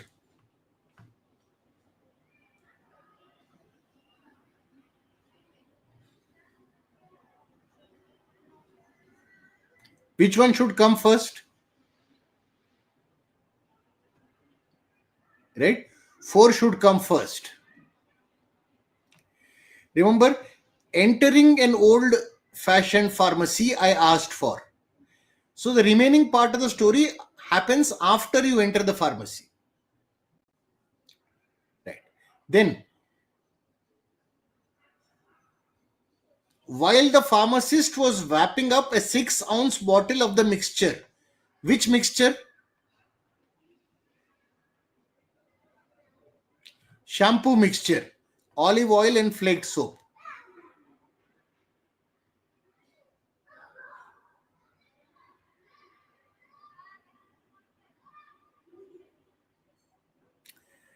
Right? So 4 and then 3.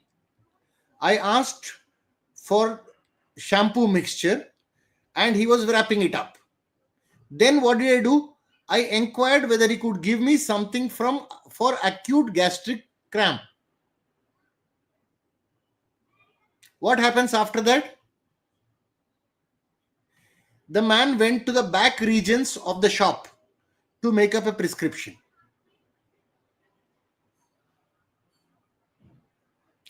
And then I called the consulate, gave them my location. Why he called the consulate, we don't know until we know the full story. Then he swallowed the shampoo. So the only question is, should you do 2-1 or 1-2? Okay. Here, little bit of inference. I want to swallow the shampoo. Why? Because I want to stage a sharp gastric attack. Stage meaning I want to fake it. Will I swallow the shampoo in front of the pharmacist? Then he will know it's a fake. So I have to send the pharmacist away, which happens in 2. The pharmacist moved away to the back of the shop to make the prescription for the gastric cramp. And then I swallow the shampoo. So which is why 4, 3, 2, 1. Makes sense, yes.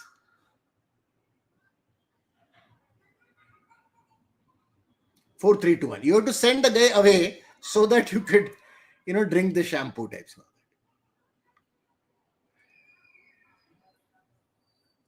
You would not know that once long back, CAT had Parajumbles with answer choice. It was much, much easier.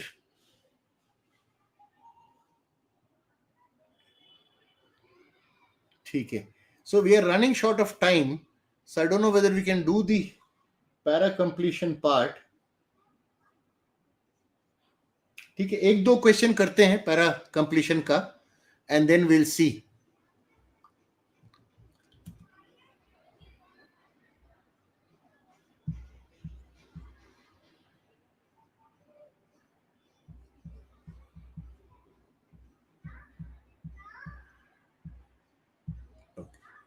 Look at this.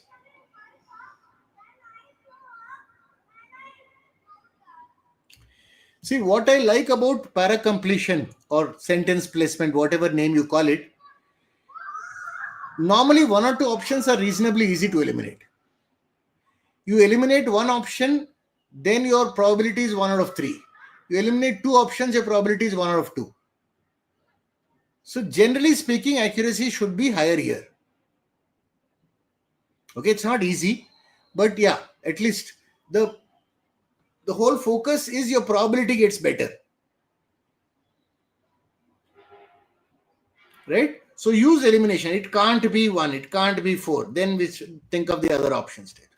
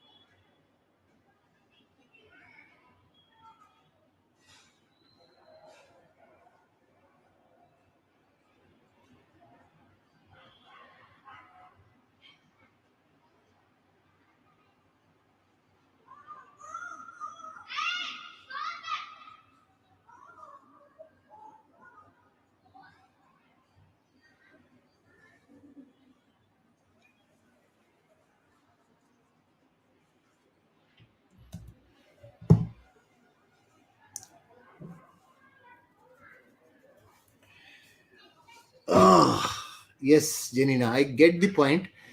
I think it's also because you've not practiced this enough. Okay. See, it's a way you look at things. I look at risk in terms of time. The most important thing for us is time, 40 minutes. How effectively you use that. So as I said, if you spend 4 minutes on Parajumble and get a 0, it is not that you didn't lose anything. You didn't lose marks, but you lost 4 minutes. That's a lot. So this is also connections types. How to connect a sentence to another sentence types.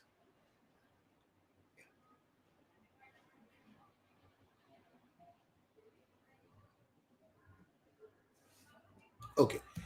Okay, let's first understand the main sentence. Diplomats, business people, ordinary tourists can feel at home in any city. Why? Because you don't have to adapt to unfamiliar food or living arrangements. Now, if you look at 1, since mid 1960, cost of international flights have declined and foreign travel has become more routine experience. So this is basically the cost leading to more travel, lower cost, and therefore increased travel. More number of people are traveling. This is unconnected to the fact that you don't have to adapt to unfamiliar food and living arrangements. So 1 is not the answer. Similarly, 4 is not the answer. 4 says these developments are linked to technology of climate control. In fact, global travel was inconceivable before air conditioning. So there is no gap. There is no gap here. Climate control, immediately air conditioning. Perfect connection, there is no gap. Now 2 and 3 are the close ones. Now, what is the main statement saying? People don't have to adapt to unfamiliar food or living arrangements. After this, you can explain why they don't have to adapt. Or you first give why and then do people don't have to adapt. That is the option 2 and 3 because the why is given here. CNN is there in hotels, Western style beds, toilets, showers, and cuisine. Similarly, you have Japanese style also. So you can go to any country and get your food and your type of living arrangement. That is the reason why they can feel at home. That is the reason why they don't have to adapt. The only question is, should the reason come after this sentence or before?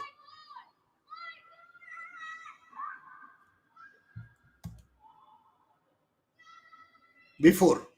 Correct. Therefore, option 2. The reason is much more detailed. So you first say you don't have to adapt anymore to unfamiliar food and arrangements, because you can get your type of comforts, your type of food, your type of TV, etc., in all the places. Which is why it comes here.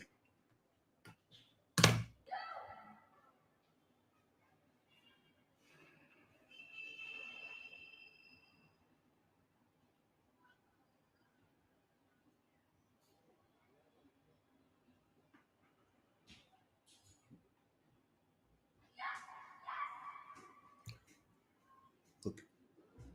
Let's take one more. I'm also a bit tired now.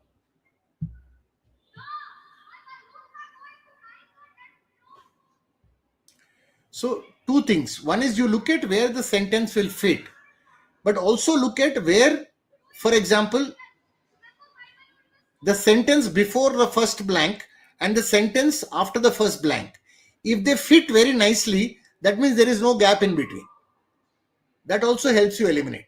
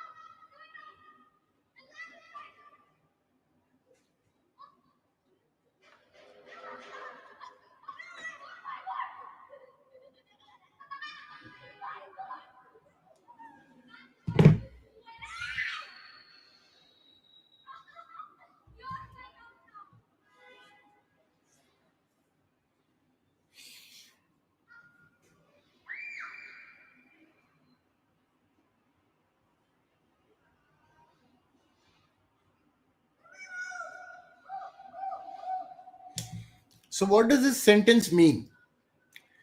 The pros and cons of simultaneous election have been discussed since 2017. But the modalities of the exercise and constitutionality of such a policy will now need to be analyzed. Right? So he's saying we should now analyze the constitutionality and modality of this exercise. And where is the connection? Okay. The Union Cabinet met to approve the proposal laid out by the high level committee headed by former president. So the committee has given a proposal, cabinet is approving. The committee had recommended two-stage process. So is there any gap between these two sentences? The committee, which committee? The high level committee headed by president. The proposal is being recommended. What does the proposal have? Two-stage process. Is there a gap for one?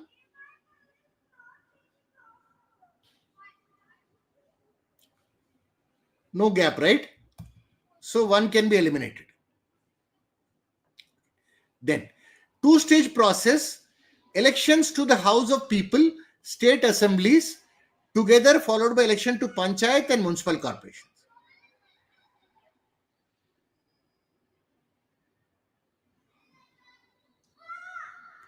Right.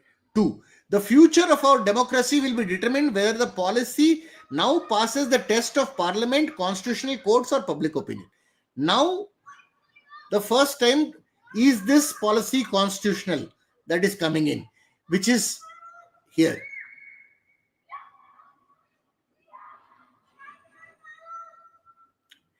The notion of simultaneous elections was never part of the original constitutional scheme. So the answer also is given here that it is not there in the original constitution. There was no mention of simultaneous elections. Where? In the original constitution. So between these two sentences, there is no gap. So 3 also is probably wrong. And 4 is very late. So 2 is the best option because you already started discussing constitutionality after 2. From here, constitutionality is getting discussed.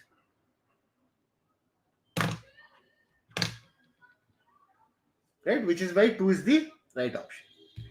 Chalo, we'll kind of stop here, but I'll take a few questions of general type questions, right? Rather than going into specific questions here.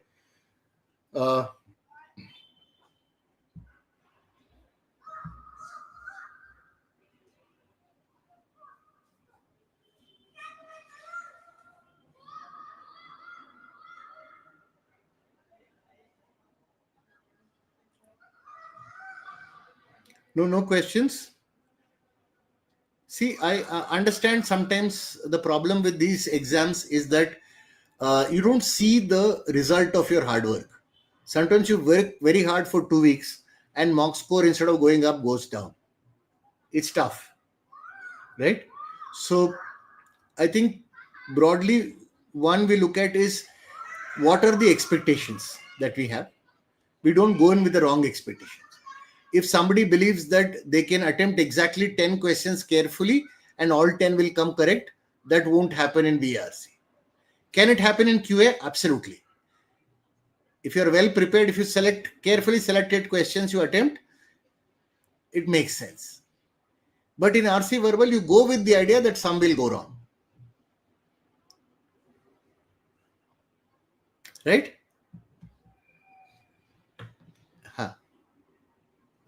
What is scheduled to maintain for third slot? I didn't understand that.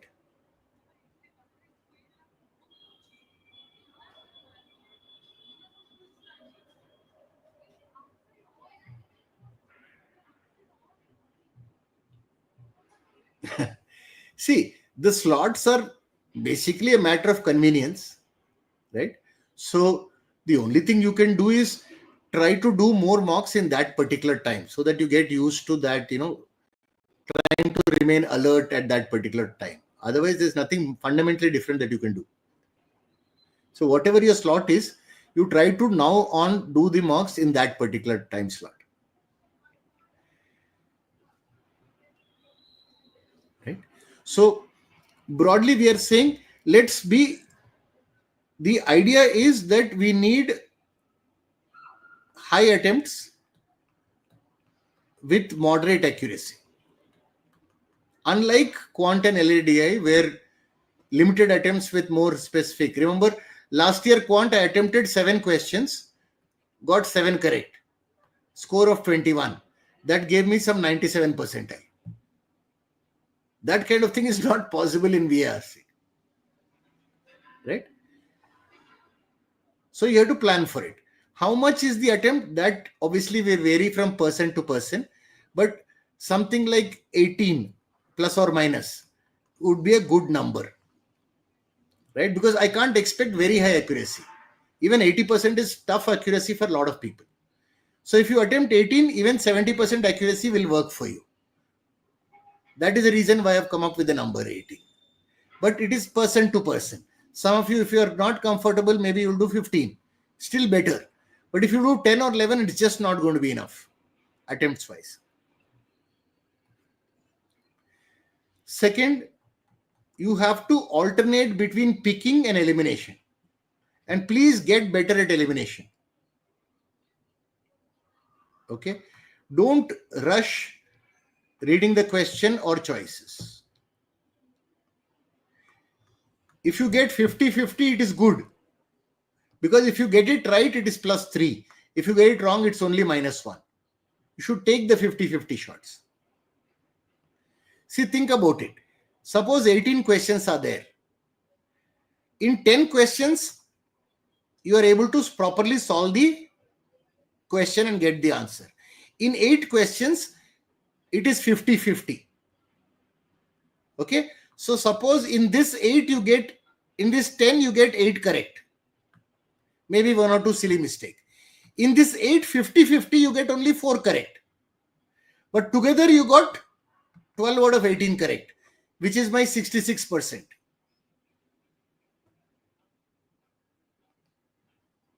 That is the idea. When I say 66% correct, that doesn't mean that for every question you are 66% chance of getting it correct. No. Some questions you are 100%. But because there will be enough 50-50 questions, to the average should be 66% accuracy. That is the idea. Okay.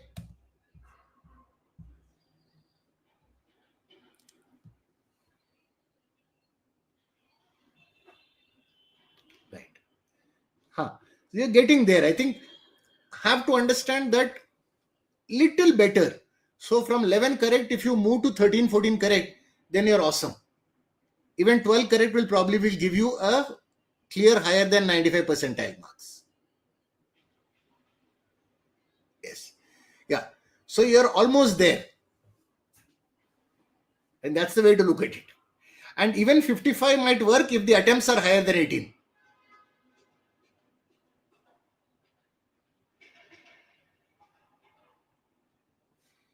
I mean, I'm not recommending this, but for example,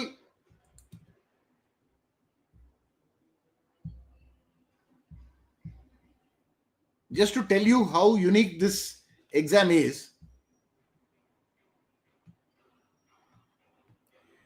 suppose you attempt all 24 and you get 12 correct and 12 wrong. Right? This is 36. Out of 12 correct, some will be theta. So let's say about 10 wrong. You get 26. Even 26 is, I mean, close to 95% at 50% accuracy. I'm not recommending this, but I'm telling you that attempts are the key to this exam. Obviously with a decent accuracy, but you don't have to be great in terms of accuracy. And in the last couple of weeks, please do, if you have not done it already, focus on actual CAT questions and that questions. Yes. Mocks anyway you're doing. Other than mocks, just do this. Don't do anything else. And now when you look at actual CAT, you can even go older CAT. Like 97, 99, 2000. These CATs also are available online. The only thing is their Parajumble will have answer choices. So you can delete the answer choice and then solve the question. But para summary will already be there, will also be there. Yes. RC was slightly easier in those days, but still good practice.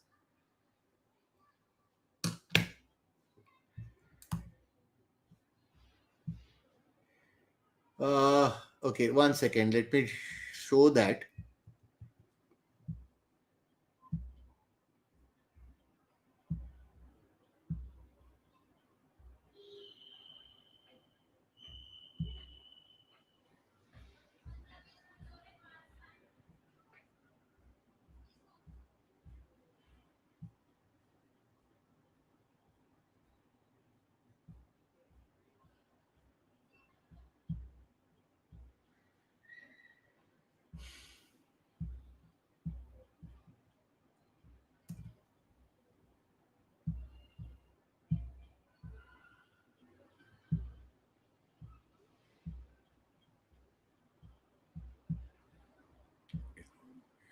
Can you see this? I think it will come. 1 second. Just give me a minute. Yeah. Can you see this? Okay, this is CAT 2022, I think, not 23, but broadly similar. Right? So verbal RC is like this. 95 is about 28. 99 is about 39.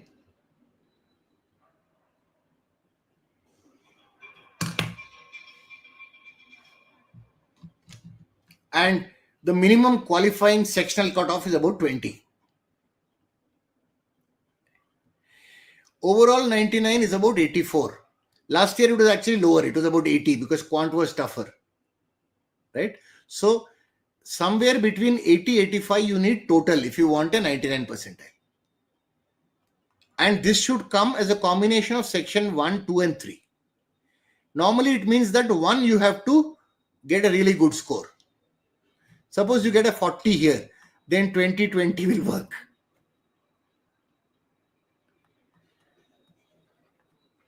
Or you get a 35 here, then even a 30, 65, another 20 will work. Normally getting high score in LRDI is tough. So out of VA or quant, one of them you'll probably have to get a bit of higher score.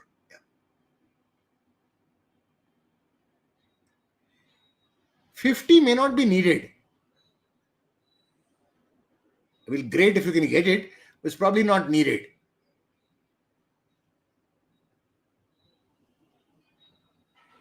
So 95, all sections you can see, Shivam, is only about 60 net score, which is net about 20 questions correct.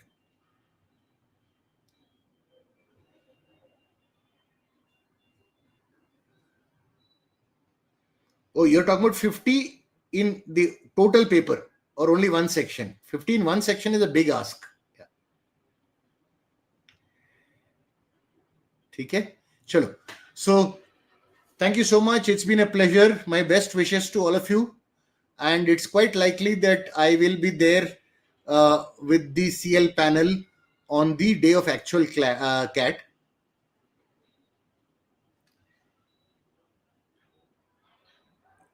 Total what?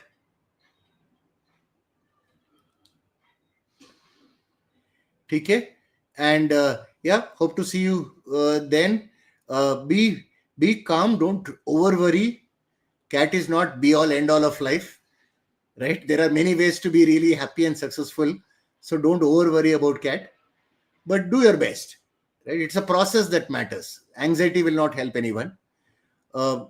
Please be mentally, physically healthy for the next 2 to 3 weeks. Don't get over tense. Sleep well. Do a little bit of light exercise. Watch nice, fun movies. Okay? And all the best again. Thank you.